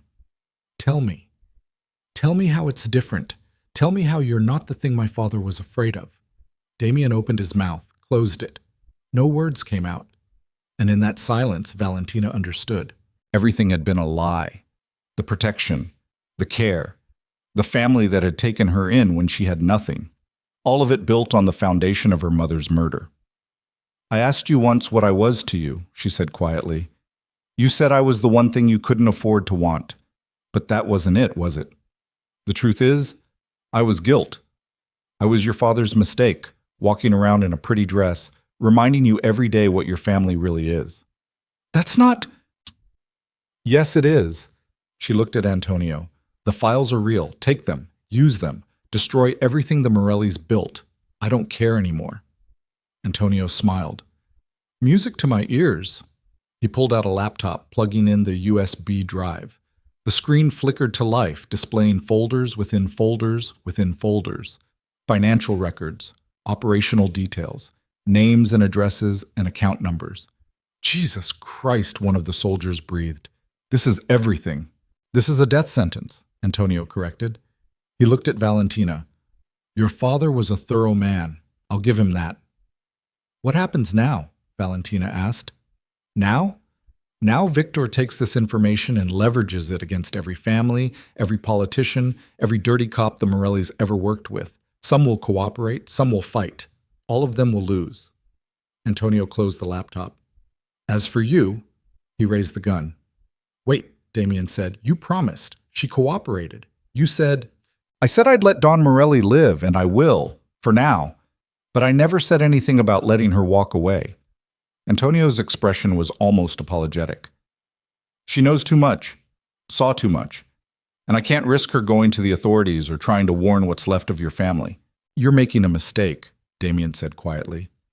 You kill her, and I will spend the rest of my life hunting you. I will find everyone you've ever loved, every person who's ever meant anything to you, and I will make them scream. Antonio hesitated. For just a moment, something flickered across his face that looked almost like fear. Then he smiled. Bold words from a man with no weapons, no backup, and no leverage. But tell you what, I'm feeling generous. You want to save her? I'll give you a chance. What kind of chance? The old-fashioned kind. Antonio pulled out a second gun, smaller, a compact pistol. He slid it across the floor toward Damien. One bullet, one shot. You kill me, maybe my men panic. Maybe they let you both go, or maybe they execute you where you stand. Either way, you get your chance. Damien stared at the gun like it was a snake. What's wrong, Morelli? Losing your nerve? It's a trap. Of course it's a trap. But it's the only option you've got. Antonio pressed the gun harder against Valentina's temple. So you can stand there being philosophical about it, or you can pick up the gun and take your shot. Your choice. Valentina's heart was hammering so hard she thought it might break through her ribs. She looked at Damien, really looked at him, and saw the calculation happening behind his eyes. He was measuring angles, odds, timing, deciding if he could make the shot before Antonio pulled the trigger. Don't, she said quietly. Val, it's not worth it. I'm not worth it. She smiled, and it felt like her face was cracking apart. You should have let me run, should have let me disappear 3 hours ago when I tried to leave. I couldn't. Why not? Because I love you, he said simply. Because I've loved you for 3 years, and I'm too selfish to let you go, even knowing it would get us both killed. The words should have felt like victory. Instead, they felt like a funeral. Then love me enough to survive, Valentina said. Walk away. Let me be the cost. Build something better with what's left. That's not happening. Damien, he lunged for the gun. Everything happened in the space between heartbeats. Damien dove, hand closing around the pistol. Antonio's finger tightened on the trigger. Valentina threw herself sideways, trying to knock the gun away from her head. The shot exploded through the small apartment like the end of the world. Pain, white-hot and absolute, tore through Valentina's shoulder. She hit the ground hard, ears ringing, vision blurring. Somewhere above her, more gunfire. Shouting. The sound of bodies hitting the floor. She tried to move, couldn't. Her arm wasn't working right. Something warm and wet was spreading across her chest, soaking into Damien's shirt that she was still wearing. Blood. So much blood. Hands grabbed her, rough, pulling her upright. She tried to focus, tried to see who it was. Antonio. Still alive, bleeding from somewhere, but alive. You stupid bitch, he snarled. You just cost me a very valuable hostage. Behind him, she could see Damien on the floor, surrounded by 3 soldiers with guns trained on his head. He'd made the shot. Antonio's shoulder was bleeding proof of that, but he hadn't made it fast enough. They'd both lost. Victor's going to be pissed, one of the soldiers said. He wanted her alive. Victor can deal with it. Antonio pressed his hand against his bleeding shoulder, wincing. Take Morelli back to the estate. Let him watch his father die, then execute them both and burn the whole place to ash. And her? Antonio looked down at Valentina. She could feel consciousness slipping away, the blood loss dragging her under like a tide. Leave her, he said. Let her bleed out. If by some miracle she survives, the authorities will find her with a letter implicating the Morellis in human trafficking. Let the law finish what we started. He dropped her. She hit the floor, agony exploding through her wounded shoulder. Through dimming vision, she watched them drag Damien away. He was fighting, screaming her name, trying to break free. But there were too many of them, too many guns. The door slammed shut. Silence fell. Valentina lay on the dusty floor of her childhood apartment, bleeding out, alone. The letter, her father's letter, was inches from her face. She could see the words swimming in her vision, burn the Morelli empire to the ground. And she thought, I tried, Dad. I really tried. Then the darkness swallowed her whole, and Valentina DeLuca stopped thinking anything at all. Pain woke her. Not the dull ache of injury healing, the sharp, vicious kind that felt like someone had shoved broken glass into her shoulder and was twisting it with every breath.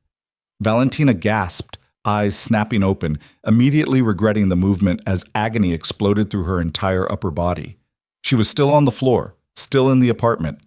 How long had she been out? Her shirt, Damien's shirt, was soaked through with blood. Dark. Wet. Too much of it. She pressed her hand against the wound and felt something warm and slick pulsing between her fingers. Still bleeding, still dying. Move, her brain screamed. Move or you're dead.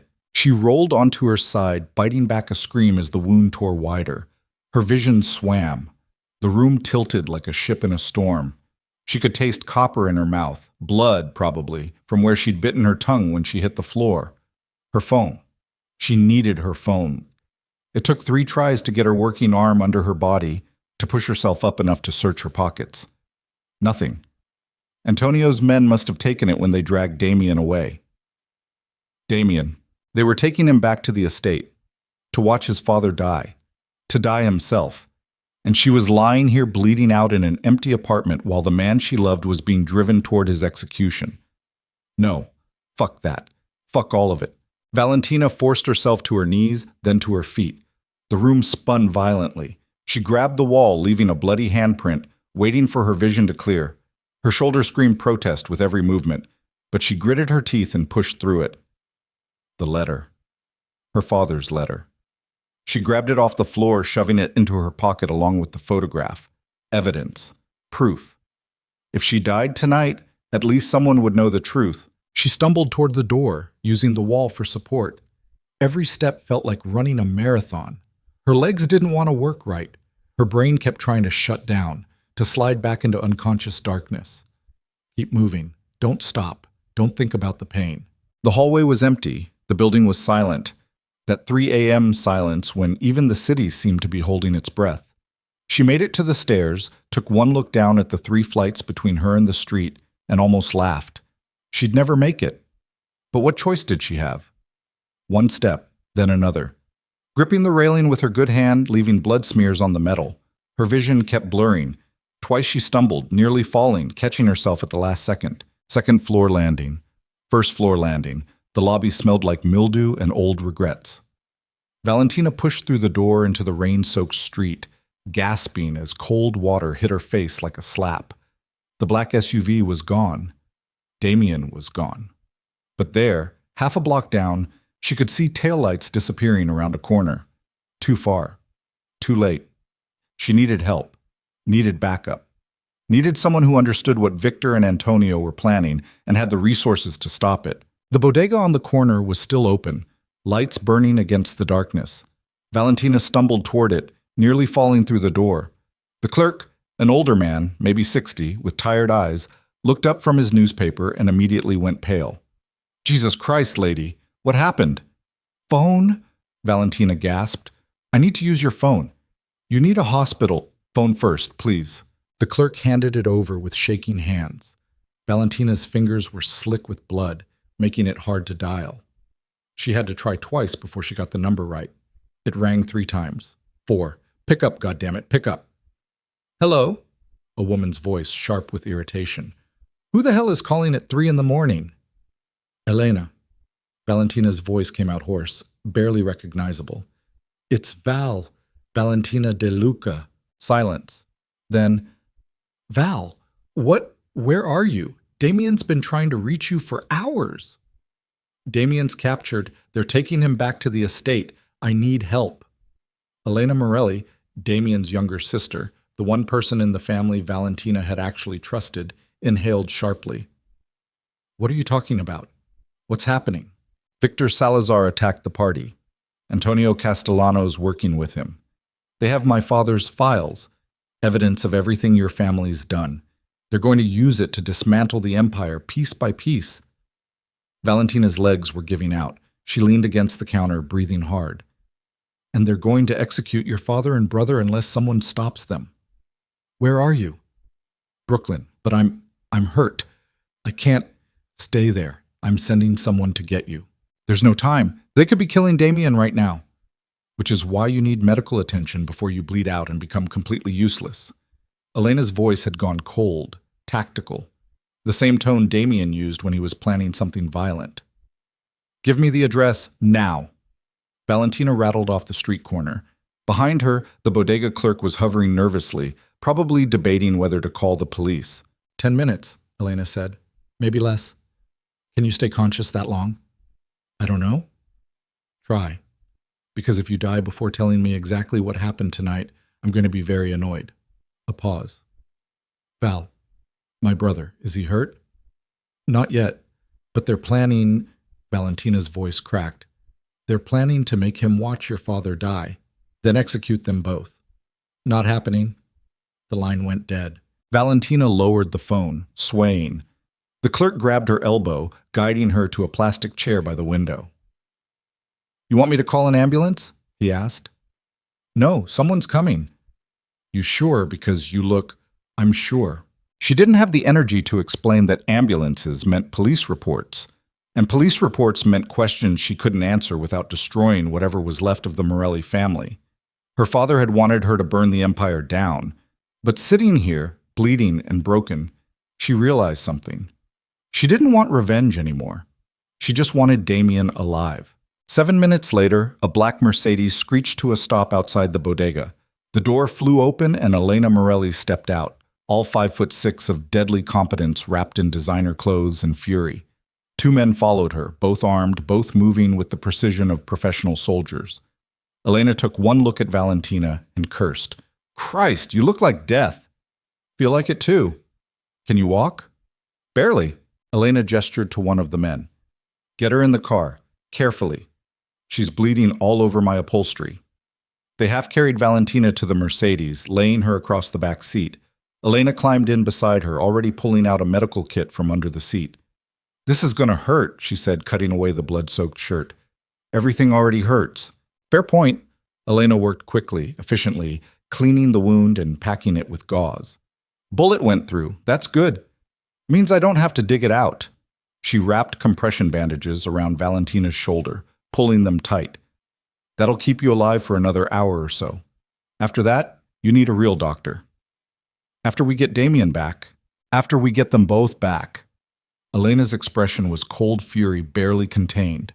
Nobody attacks my family and walks away. Victor Salazar just made the last mistake of his life. The Mercedes peeled out, heading back toward Manhattan. Valentina lay in the back seat, watching the city blur past through the window. Her shoulder was still screaming, but the bleeding had slowed. She could think again, could focus. How many men do you have? She asked. At the estate? Maybe a dozen who weren't at the party. My father keeps a secondary security team for situations like this. Elena was texting rapidly, her face illuminated by the phone's glow. I've activated all of them, but if Victor has 20 soldiers plus Antonio's people, we're still outnumbered. What about allies, other families? Already called 3. 2 are mobilizing.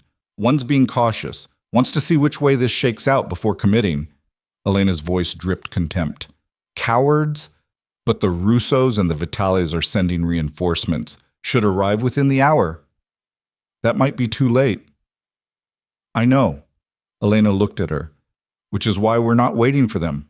You and me, we're going in first. Creating chaos. Making Victor's people react instead of execute. That's suicide. You have a better idea? Valentina didn't. She closed her eyes, trying to ignore the pain radiating through her shoulder, trying to think strategically instead of emotionally. Victor had the files, had the evidence. Even if they saved Damien and his father, Victor could still leak that information. Destroy everything. Unless they destroyed him first. The files, Valentina said.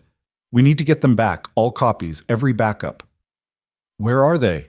Antonio had them on a laptop, but he's smart. He'll have uploaded them to a secure server. Multiple locations, probably. She struggled to sit up, biting back a groan. We need to find him. Make him tell us where the backups are. And then? And then we delete everything. Wipe it all. Make sure nobody can use my father's information to hurt your family. Elena studied her for a long moment. Why? Why do you care?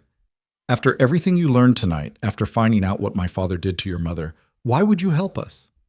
Because your brother loves me, Valentina said quietly.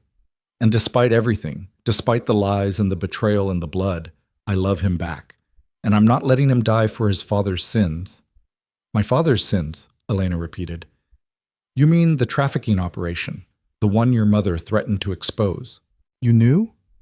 I know everything that happens in this family. Elena's expression was grim. I was 17 when your mother died, old enough to understand what my father had ordered, old enough to know it was wrong, but not old enough or brave enough to stop it. And now? Now I'm 27 and I'm done making excuses for him. Elena's voice was cold.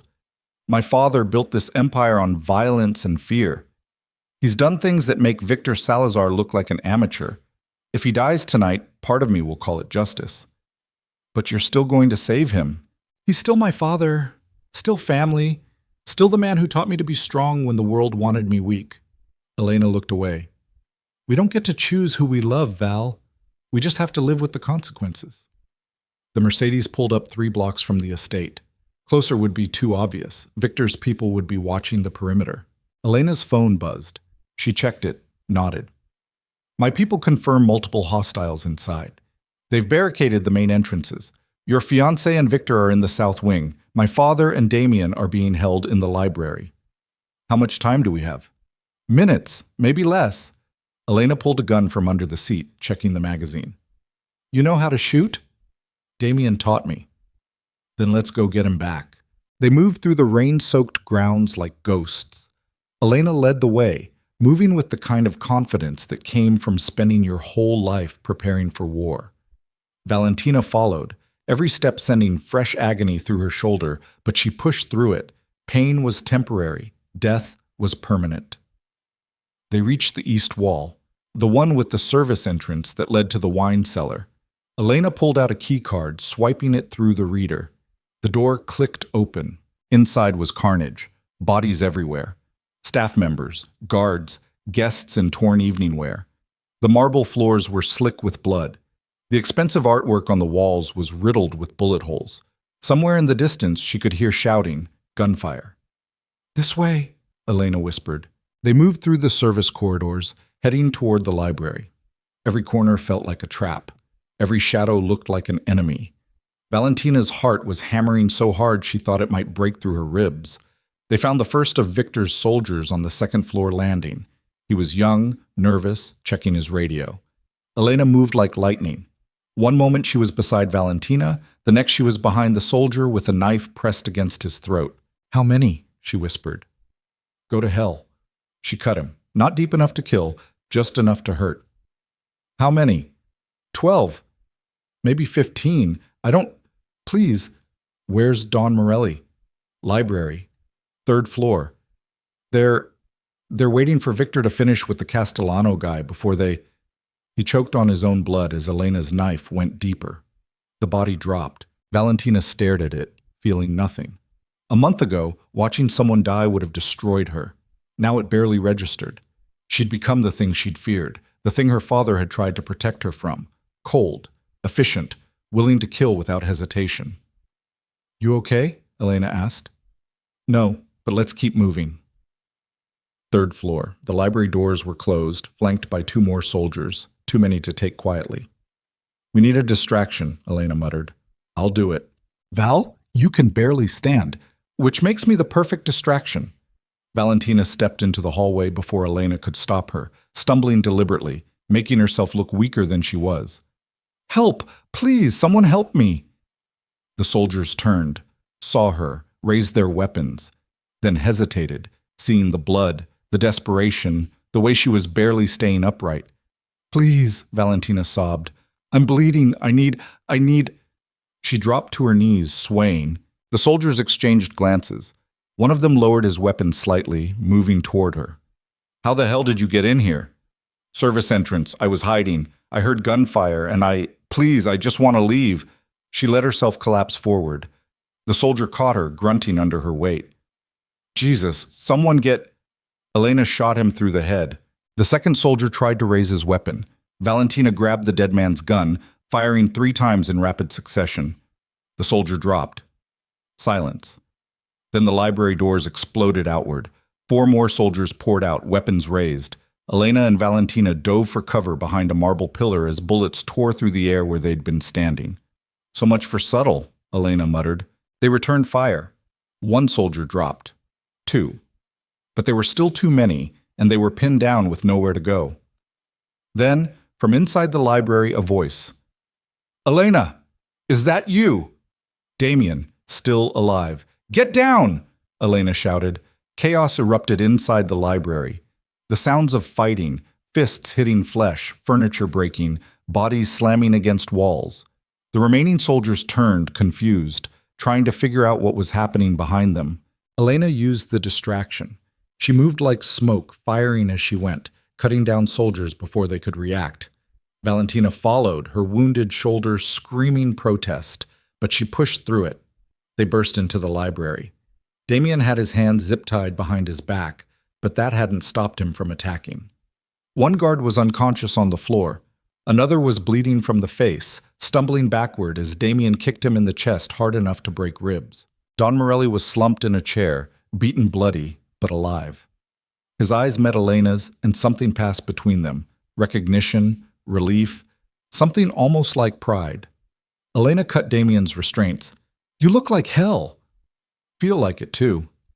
His eyes found Valentina across the room, and something in his expression broke open. Val. Jesus Christ, Val. I thought... He crossed the distance between them in 3 strides, hands framing her face, checking her over like he couldn't believe she was real. You're bleeding, he said hoarsely. You should see the other guy. This isn't funny. I know. She grabbed his shirt, pulling him down until their foreheads touched. But I'm here. I'm alive, and we're getting out of this. How did you... Later. Right now we need to find Victor and Antonio. They have the files, all the evidence. If they upload it to the wrong people... They already did, Don Morelli said from his chair. His voice was rough, strained. Victor called someone 20 minutes ago. Sent the files to 3 different locations as insurance. Valentina's stomach dropped. Then it's over. Even if we kill them, the evidence still exists. Not quite. Don Morelli struggled to his feet, Elena moving to support him. Victor's smart. He wouldn't send the real files to anyone he couldn't control. Too much risk of someone using them against him. He smiled, dark and vicious, despite the blood on his face. He sent them to his daughter, Sofia Salazar. She's the key to everything. Where is she? Damien demanded. South Wing, with Antonio. They're preparing to evacuate before the reinforcements arrive. Damien grabbed a weapon off one of the dead soldiers, checking the magazine. Then we end this. Now. Damien? Valentina grabbed his arm. Victor has at least 10 more soldiers. We're outnumbered. We should wait for... No more waiting. His voice was cold, final. They attacked my home, killed my people, tried to execute my father, and they shot you. His eyes met hers, and what she saw there made her breath catch. I'm done being strategic. I'm done being patient. I'm burning everything Victor Salazar loves to the ground, and I'm starting with his daughter. Elena handed her father a gun. Can you walk? I can fight. Don Morelli's expression was grim. Let's finish this. They moved through the estate like a pack of wolves. No more stealth, no more caution. Just focused, calculated violence. Every soldier they encountered went down hard and fast. Damien led the way, and Valentina had never seen him like this, all the cold control stripped away, leaving nothing but raw fury and lethal intent. This was the man other criminals feared. This was the monster the Morelli name had created. And Valentina realized she wasn't afraid of him. She was afraid for anyone stupid enough to get in his way. They reached the south wing to find it burning, literally burning. Flames crawled up the curtains, across the priceless furniture, consuming everything in their path. Through the smoke, Valentina could see figures moving, Victor's remaining soldiers trying to contain the fire while maintaining their defensive position. They're destroying evidence, Elena said. Or they're cornered and desperate, Damien countered. Either way, they die here. They pushed into the smoke. Gunfire erupted immediately. Valentina fired back, aiming for movement in the haze, not bothering to confirm kills. Beside her, Damien and Elena moved like a coordinated unit, covering each other, never hesitating. Don Morelli brought up the rear, slower but no less dangerous. They fought their way through burning hallways until they reached what had been a formal sitting room. Now it was an inferno. And in the center of it, like some kind of twisted throne room, stood Victor Salazar. He wasn't alone. Antonio was there, holding Sofia Salazar by the arm. The young woman looked terrified, blood running from a cut on her temple. In his other hand, Antonio held a laptop, the same one he'd used to verify the files. "Stop!" Antonio shouted over the roar of flames. "Stop, or I shoot her!" Victor's expression was murderous. "You touch my daughter, Castellano, and You'll what?" "You're finished, Victor. This whole operation is falling apart. Morelli reinforcements will be here in minutes. The only way any of us survive is if we negotiate." "Negotiate?" Damien's voice was dark with fury. "You murdered 30 people tonight. You want to negotiate?" "I want to live." Antonio pressed the gun harder against Sofia's head. The woman whimpered. "So here's the deal. You let me walk out of here with the laptop and enough money to disappear. In exchange, I don't execute Victor's daughter right in front of him." "You're bluffing," Victor snarled. "Am I? Because from where I'm standing, she's more valuable to you than she is to me." Antonio smiled. "So what's it going to be, Victor? Your daughter's life? Or your pride?" The room fell silent except for the crackling flames. Valentina watched the calculation happening on Victor's face. This man had orchestrated an entire massacre, had planned for months, had been willing to sacrifice anything to destroy the Morellis, but he was still a father. "Let her go," Victor said finally. "Take the money. Take the laptop. Just let her go." "Smart man," Antonio started backing toward the door, dragging Sofia with him. "Nobody move. Nobody follows. And maybe we all survive." The shot came from nowhere. Antonio jerked, blood exploding from his chest. He dropped the gun, stumbling backward. Sofia screamed, breaking free. And standing in the doorway, holding a rifle with smoke curling from the barrel, was a woman Valentina didn't recognize. Mid-30s, dark hair, wearing tactical gear marked with FBI insignia. "Antonio Castellano," the woman said calmly. "You're under arrest for racketeering, conspiracy to commit murder, and about 15 other charges I'm forgetting right now." More agents poured into the room behind her. Real federal agents, not Victor's soldiers.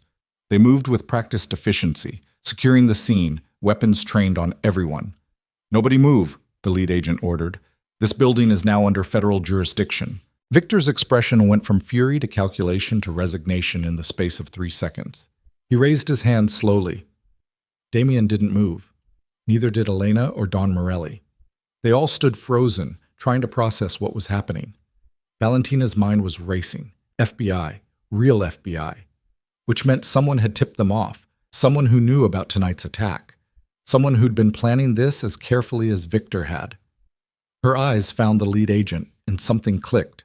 "My father," she said quietly. "You knew my father." The agent's expression softened slightly. "Michael DeLuca was my informant for 3 years. He was building a case against the Morellis, the Salazars, and half a dozen other organizations. He died before he could testify." She looked around the burning room. "But he left enough evidence to finish the job." "The USB drive," Valentina breathed. "He wanted the FBI to have it. That's why he hid it. That's why we've been watching you for 5 years," the agent confirmed. "Waiting to see if you'd lead us to it, waiting for the right moment to move." She smiled grimly. "Tonight gave us that moment. Everyone in this room is under arrest. The trafficking operations, the money laundering, the murders, all of it ends now." Don Morelli laughed. It was a dark, broken sound. "You think you've won? You have no idea how deep this goes. How many people we own, how many judges, politicians, police. We know exactly how deep it goes," the agent interrupted. "Because Michael DeLuca documented everything, every bribe, every payoff, every dirty cop." She gestured, and more agents moved in. "You're done, Morelli. All of you." They moved to arrest Don Morelli first, then Victor, then Elena. When they reached Damien, he didn't resist, just stood there while they cuffed him, his eyes locked on Valentina's face. "I'm sorry," he said quietly, "for everything. For lying. For my father's sins. For loving you when I knew it would destroy us both." "Don't," Valentina whispered. Tears were streaming down her face, mixing with the blood and smoke. "Don't apologize.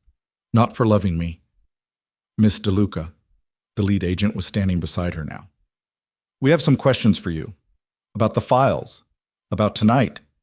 About your relationship with the Morelli family." "Am I under arrest?" "That depends on your cooperation." Valentina watched them lead Damien away. Watched the man she loved disappear into a crowd of federal agents and burning wreckage. Watched everything fall apart. And she realized her father had been right all along. Loving someone in this world, really loving them, meant watching them destroy you, or destroying them first. She turned to the agent, her voice empty. "I'll tell you everything, every detail, every secret." She pulled the letter from her pocket, held it out. "This is my father's confession, his evidence. Use it to burn them all down." The agent took the letter, scanning it quickly. Her expression shifted, surprise, then satisfaction. "This is enough," she said. "This is more than enough." In the distance, sirens wailed. More backup, more agents, the full weight of federal law descending on what was left of the Morelli empire. Valentina stood in the burning mansion, watching it all crumble, and felt nothing. Nothing except the ghost of Damien's last words echoing in her mind. "I'm sorry for loving you." And she thought, "Me too. Me too." The interrogation room smelled like stale coffee and broken promises. Valentina sat across from Agent Sarah Chen, the woman who'd led the raid, who'd been her father's handler, who now held the power to decide whether Valentina spent the next 20 years in prison or walked free. The table between them was scarred metal, bolted to the floor. Everything in this room was designed to make you feel small, powerless, trapped. Valentina had been here for 6 hours. She'd told them everything about the party, the attack, the files, Antonio's betrayal, Victor's plan. She'd walked them through every detail of the night, her voice steady and empty, like she was describing something that had happened to someone else. She hadn't asked about Damien, couldn't bring herself to say his name out loud, because saying it would make everything real, would force her to acknowledge that the man she loved was sitting in a cell somewhere in this building, probably being offered the same deal she was: cooperate and survive, or stay silent and burn. "Your father was a good man," Agent Chen said finally. She'd been quiet for the last 10 minutes, reading through the letter, cross-referencing it with other evidence. "He spent 3 years building this case, risking everything to expose the trafficking operation. He knew it would probably get him killed. And it did. Yes, it did." Chen looked up, her expression complicated. "But he also knew you'd be taken in by the Morellis. He knew you'd be close enough to access information he couldn't reach. In a way, he was setting you up to finish what he started." The words hit like a slap. "He used me," Valentina said quietly. "He protected you. There's a difference." "Is there? Because from where I'm sitting, it feels like he sacrificed me to take down an empire he couldn't destroy himself." Chen leaned back, studying her. "You're angry at him." "I'm angry at everyone. My father, Don Morelli, Damien, Antonio, all of you." Valentina's voice cracked slightly. "Everyone used me. Everyone lied. And I was stupid enough to believe that any of it meant something real." "Did it mean something real?" "I don't know anymore." Silence fell. Outside the interrogation room, she could hear voices, other agents, other suspects being processed. The machinery of justice grinding slowly forward, chewing up lives and spitting out consequences. "Damien Morelli," Chen said carefully, "has been cooperative. He's given us names, locations, operational details. He's willing to testify against his father in exchange for a reduced sentence." Valentina's chest tightened. "How reduced?" 10 to 15 years probably. With good behavior, maybe 8. Chen paused. "He could be out before he's 45. Could have some kind of life afterward." 8 years. A lifetime. An eternity. "What about me?" Valentina asked. "That depends on what you want." "What I want? Your father's evidence is substantial, but it's also old, 5 years out of date. What we really need is current testimony, someone who can walk us through the Morelli family's operations as they exist now." Chen leaned forward. "Someone who lived inside that world, who knows the players, the structures, the daily reality of how the empire functions." You want me to testify? I want you to help us dismantle what your father died trying to expose. The trafficking operations, the money laundering, all of it. Her voice softened. I want you to finish his work. And if I do? Full immunity. Witness protection if you want it. A new life far away from all of this. Valentina stared at the scarred metal table. A new life. New name. New city. New identity. She could disappear.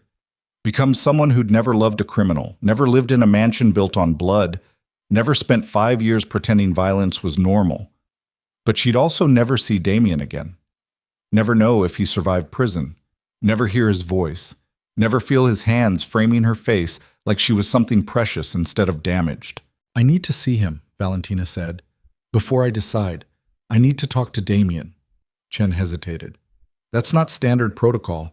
I don't care about protocol. You want my cooperation? You want me to spend the next year testifying against everyone I've ever known? Then I need 5 minutes with him first. Chen studied her for a long moment. Then she nodded. 5 minutes, supervised. And if he tries to intimidate you or influence your testimony, he won't. You sound very certain. I am. Valentina met her eyes. Because whatever else he is, Damien Morelli loves me. And people who love you don't force you to burn your life down for them. Chen stood. Wait here. She left, the door clicking shut behind her with a sound like a coffin closing. Valentina sat alone in the interrogation room, counting her heartbeats, trying not to think about what she was about to do, trying not to imagine Damien's face when she told him the truth, that she was going to testify, that she was going to help destroy everything he'd ever known, that loving him wasn't enough to save either of them. The door opened 15 minutes later. Damien walked in, flanked by 2 agents. He was in handcuffs, still wearing the clothes from the party, torn, blood-stained, reeking of smoke. He looked exhausted, beaten down in a way that had nothing to do with physical wounds and everything to do with the soul-deep understanding that his world had ended. But when his eyes found hers, something in his expression shifted, softened. "Val," he breathed.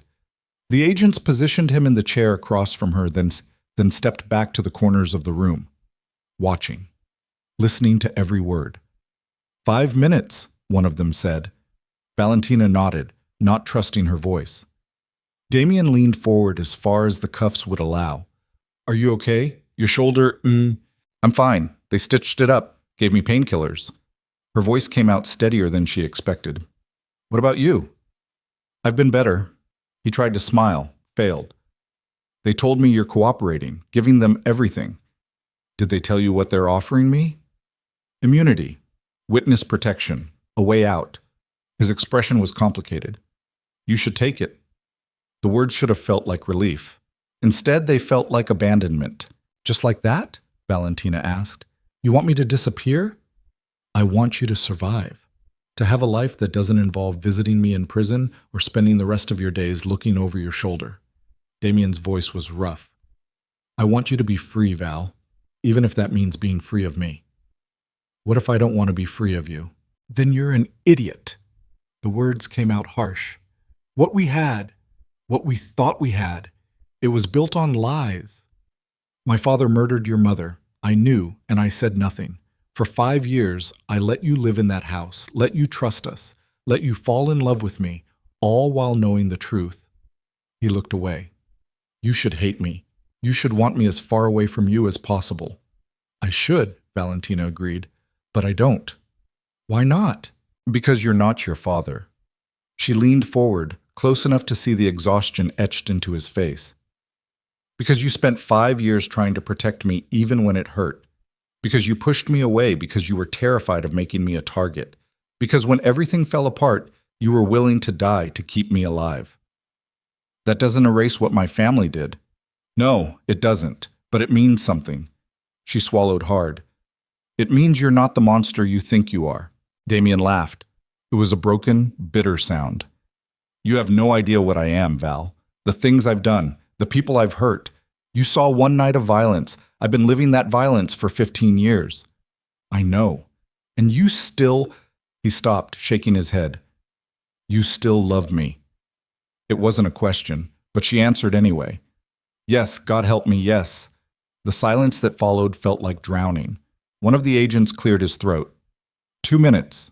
Damien's hands clenched into fists, the cuffs rattling. If you testify, my father will spend the rest of his life in prison, so will half the people we've worked with. The empire will be completely dismantled.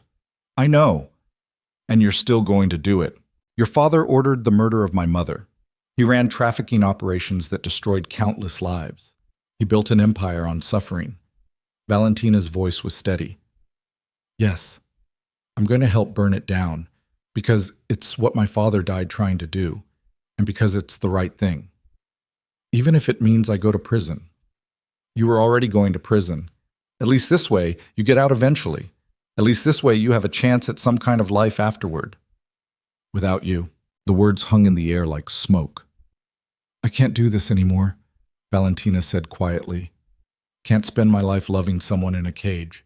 Can't build a future on visiting hours and collect calls. Can't... Her voice broke. I can't watch you disappear piece by piece behind bars. I'm not that strong. So this is goodbye. This is survival. She reached across the table, her hand stopping just short of his. The agents tensed, but didn't move to stop her. You taught me that, remember? You taught me that sometimes loving someone means letting them go. Damien stared at her hand, so close to his, but not quite touching. Then he looked up, and his eyes were bright with unshed tears. I don't want to let you go, he said roughly. I know, but you're going to. Because that's what people who really love each other do. They choose survival over sentiment. They choose life over chains. I'll find you, he said. When I get out, however long it takes. I'll find you. No, you won't, because I'll be someone else by then. Someone who never lived in your world. Someone who never knew what it felt like to love Damien Morelli. She pulled her hand back, curling it against her chest. That's the price of survival. We both become different people. And maybe that's not the worst thing. Time's up, the agent said. They stood simultaneously. For one suspended moment, they stared at each other across the scarred metal table. Two people who'd loved each other in the space between violence and truth, who'd found something real in the ruins of their broken worlds, who were about to walk away from each other forever. I'm sorry, Damien said, for everything. For not being honest. For my father's sins. For loving you when I knew it would destroy us both. Don't apologize for loving me, Valentina whispered. That's the only thing that was real. The agents moved forward, taking Damien's arms. He didn't resist, just kept his eyes locked on hers as they led him toward the door. At the threshold, he stopped, looked back.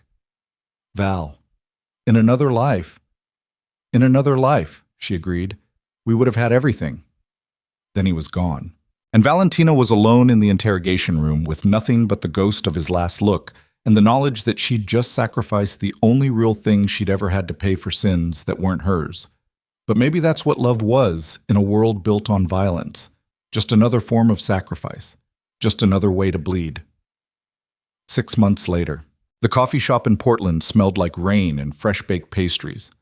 Valentina sat by the window watching people hurry past on the wet sidewalk, their lives simple and uncomplicated by blood or betrayal. She'd been here 3 months, had a job at a bookstore down the street, had a small apartment that overlooked a park, had a new name, Emma Collins, and a new story that involved a bad divorce and a fresh start instead of organized crime and federal testimony. Nobody looked at her twice. Nobody recognized the face that had been all over the news 6 months ago when the Morelli trial started. The prosecution's star witness, the woman who'd brought down one of the most powerful criminal dynasties on the East Coast. The trial had lasted 4 months. Valentina had spent weeks on the stand, walking prosecutors through every detail of the Morelli Empire's operations. She'd testified against Don Morelli, against Victor Salazar, against 24 other men who'd built fortunes on suffering. She hadn't been required to testify against Damien. His plea deal meant he'd avoided trial entirely. She didn't know where he was now, what prison, what security level.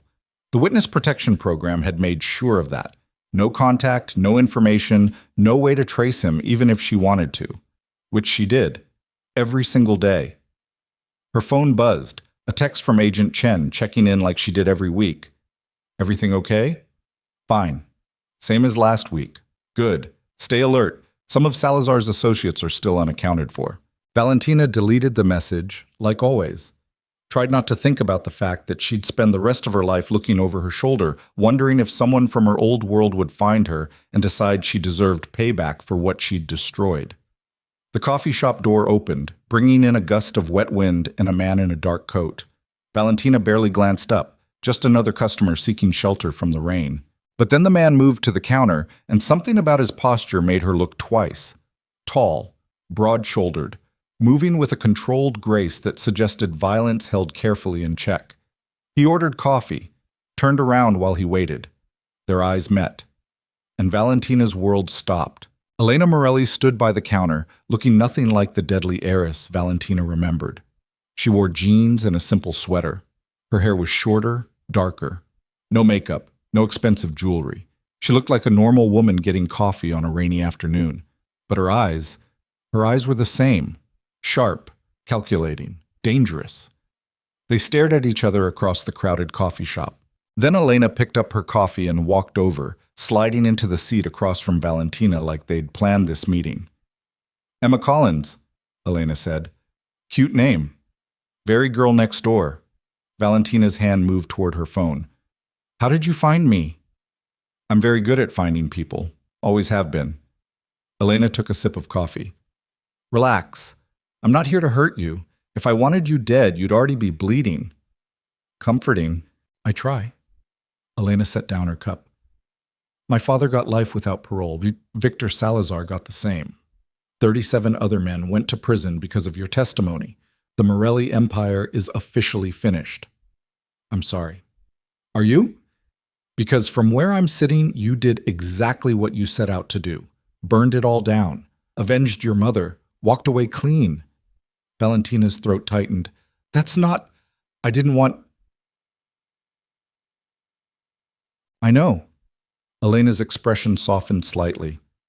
"I've read the transcripts, watched the footage. You didn't enjoy it, didn't take pleasure in destroying us. You just did what you thought was right. And you came all the way to Portland to tell me that?" "No, I came to tell you that Damien's getting out." Everything stopped. "What?" "His sentence got reduced. Good behavior. Cooperation with ongoing investigations. The prosecutor's office pulled some strings." Elena's voice was carefully neutral. "He'll be released in 3 weeks. 48 months served instead of 10 years. Valentina couldn't breathe. "Why are you telling me this?" "Because he's going to look for you. The moment he's released, he's going to spend every resource he has left trying to find you. And eventually, he will.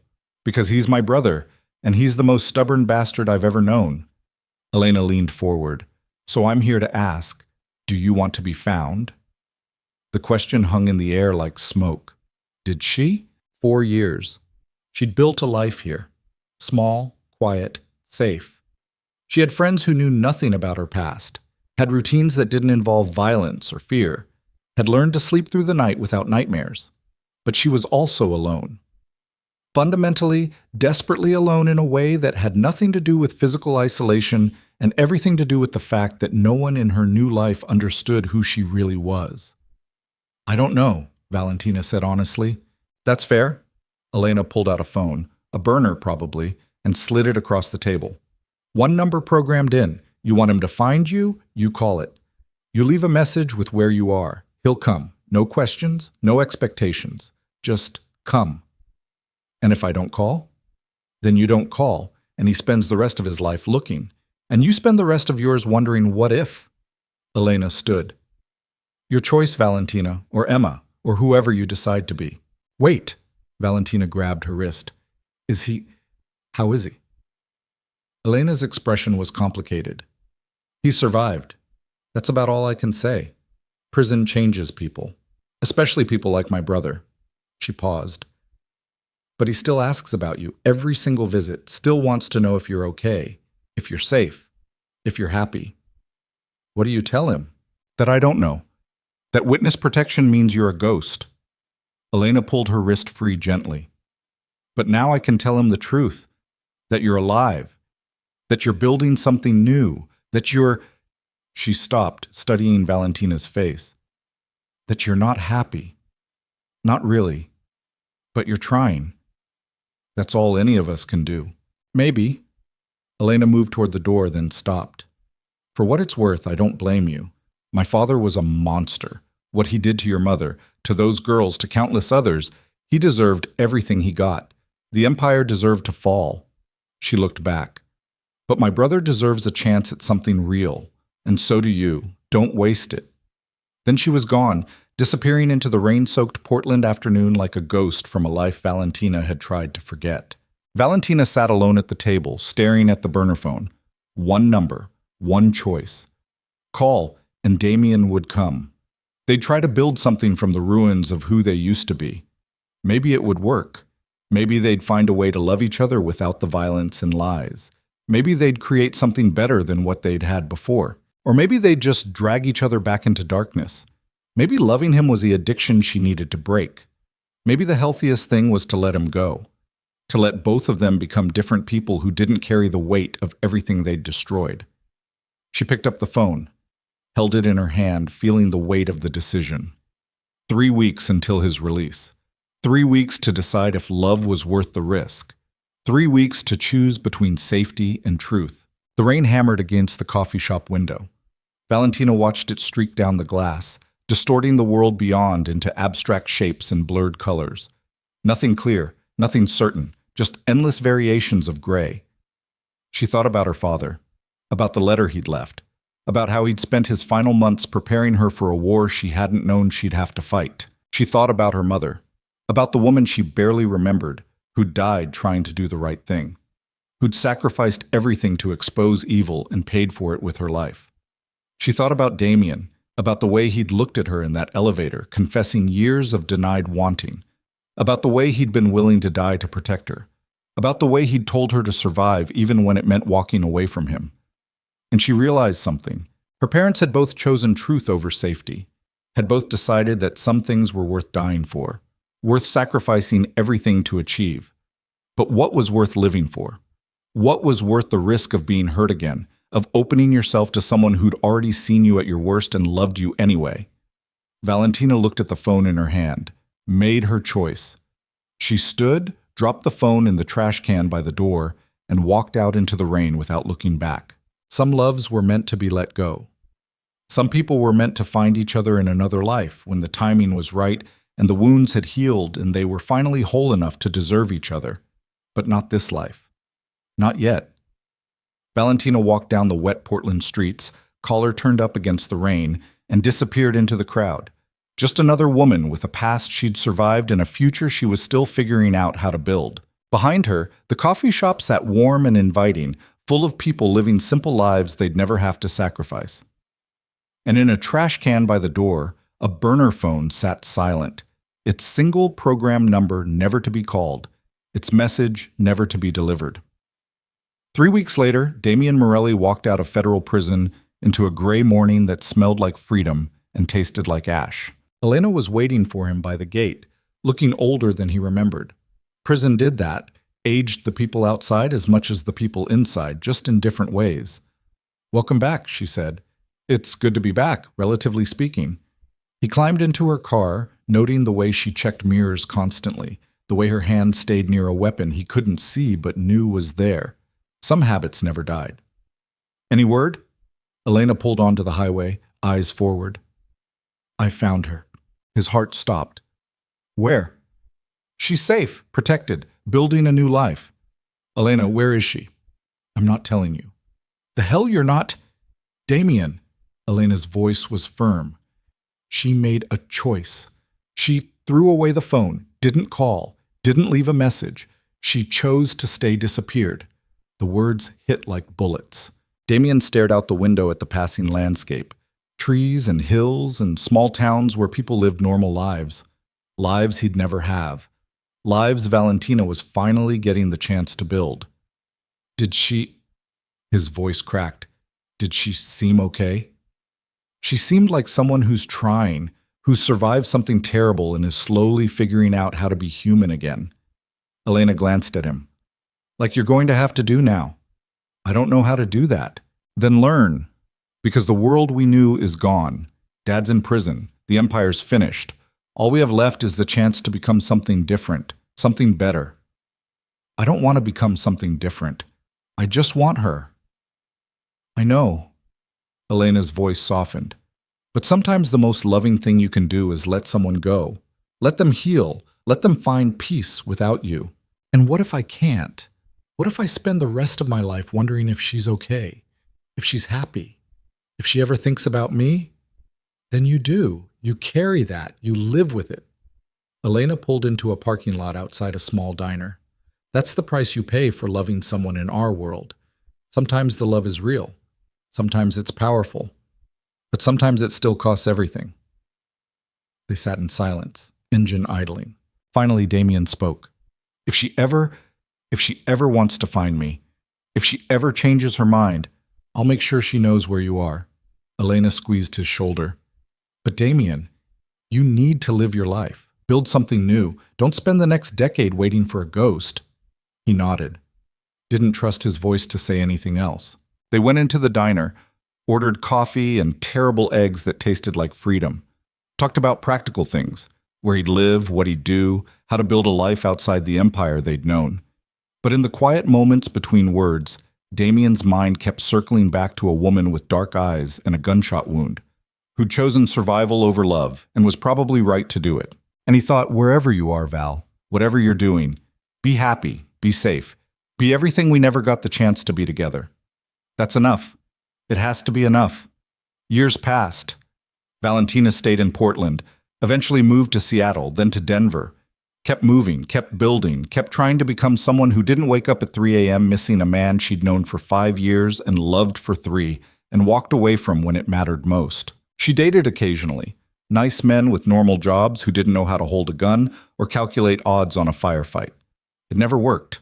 They were too soft, too safe, too fundamentally different from the world she'd survived. But she tried. She got a degree in social work, started volunteering with women escaping domestic violence, found purpose in helping people rebuild their lives after trauma, found meaning in using her own survival as a roadmap for others. And slowly, painfully, she learned to be happy. Or something close to it. On her 30th birthday, she received a package. No return address. Just her name. Her real name. Written in handwriting she'd memorized years ago. Inside was a single photograph. Her parents on their wedding day. The same one she'd found in the metal box. But this time, there was a note written on the back in Damien's careful script. They would have been proud of who you became. I'm proud of who you became. Be happy, Val. You earned it. D. She cried for 3 hours. Then she tucked the photograph into her wallet next to her ID and her credit cards, where it would live forever as a reminder of the life she'd survived and the love she'd sacrificed and the person she'd become because of both. And she thought, maybe that's what happy endings look like in a world built on violence. Not fairy tales. Not riding off into sunsets, just survival. Just choosing to keep breathing one day at a time until breathing becomes something more than survival. Just finding small moments of peace in the spaces between scars. 2 years later, Valentina was walking through Pike Place Market in Seattle on a cold November afternoon when she saw him. He was standing by the flower stalls, looking at bouquets like he was trying to decide which one to buy. Older, gray threading through his dark hair, wearing a simple jacket and jeans that made him look almost normal, but she would have recognized him anywhere. Damien Morelli, 7 years out of prison. 7 years of building whatever life he'd managed to salvage from the ruins. She stopped walking, heart hammering, wondering if she should run or stay or call out his name. Before she could decide, he looked up. Their eyes met across the crowded market, and for one suspended moment, the world fell away. 7 years collapsed into nothing. All the distance, all the healing, all the carefully constructed walls she'd built around her heart, all of it disintegrated in the space of a heartbeat. He smiled, sad, knowing, like he'd expected to never see her again and had made peace with it. She smiled back, equally sad, equally knowing. Then by silent mutual agreement, they both turned away, kept walking in opposite directions, let each other disappear back into the crowds, back into their separate lives, back into the people they'd worked so hard to become. Because sometimes love meant meeting someone's eyes across a crowded market and choosing not to destroy the peace they'd built. Sometimes it meant acknowledging what you'd had and what you'd lost and deciding that was enough. Sometimes the most powerful form of love was letting go. Again and again and again. for as many times as it took. Valentina walked home through the Seattle rain, and for the first time in 7 years, she didn't cry. Didn't feel the crushing weight of everything she'd sacrificed. She just felt settled. Like she'd finally made peace with the ghost she'd been carrying. Like she'd finally forgiven herself for choosing survival over sentiment. Like maybe, just maybe, she was going to be okay. And in a city 3,000 miles away, Damien Morelli stood in his small apartment, staring at the single photograph on his mantle. A picture of a woman with dark eyes and a smile that had once felt like coming home. And he thought, she looked happy, really happy. Not pretending, not surviving, actually happy. That's enough. That has to be enough. He'd spent 7 years learning to be someone new. Someone who worked construction, who paid taxes, who had friends who didn't know anything about his past, who'd built a quiet life that would never make headlines or end in violence. It wasn't the life he'd imagined, wasn't the empire he'd been raised to inherit, but it was honest. It was clean. It was his. And sometimes, late at night when he couldn't sleep, he'd pull out the letter he'd written and never sent. The one that said all the things he'd never gotten to tell her. I'm sorry, I'm proud of you, I hope you're happy, I'll always love you, but I'm learning to let that be enough. He'd written it 2 years after his release, had carried it with him ever since. A reminder that some loves were too big for one lifetime, that some people came into your world and changed everything and then disappeared, leaving you to figure out who you were in their absence. But he was figuring it out, slowly, painfully, one day at a time. And maybe that was the real ending. Not dramatic confessions or tearful reunions, just two people who'd loved each other in the ruins of a broken world, who'd survived against all odds, who'd chosen to become better versions of themselves separately because they couldn't do it together. Just learning to carry the weight of what might have been and still choose to keep living anyway. Just finding peace in the spaces between regret, just breathing, just surviving, just being. That's enough. It has to be enough. It is enough.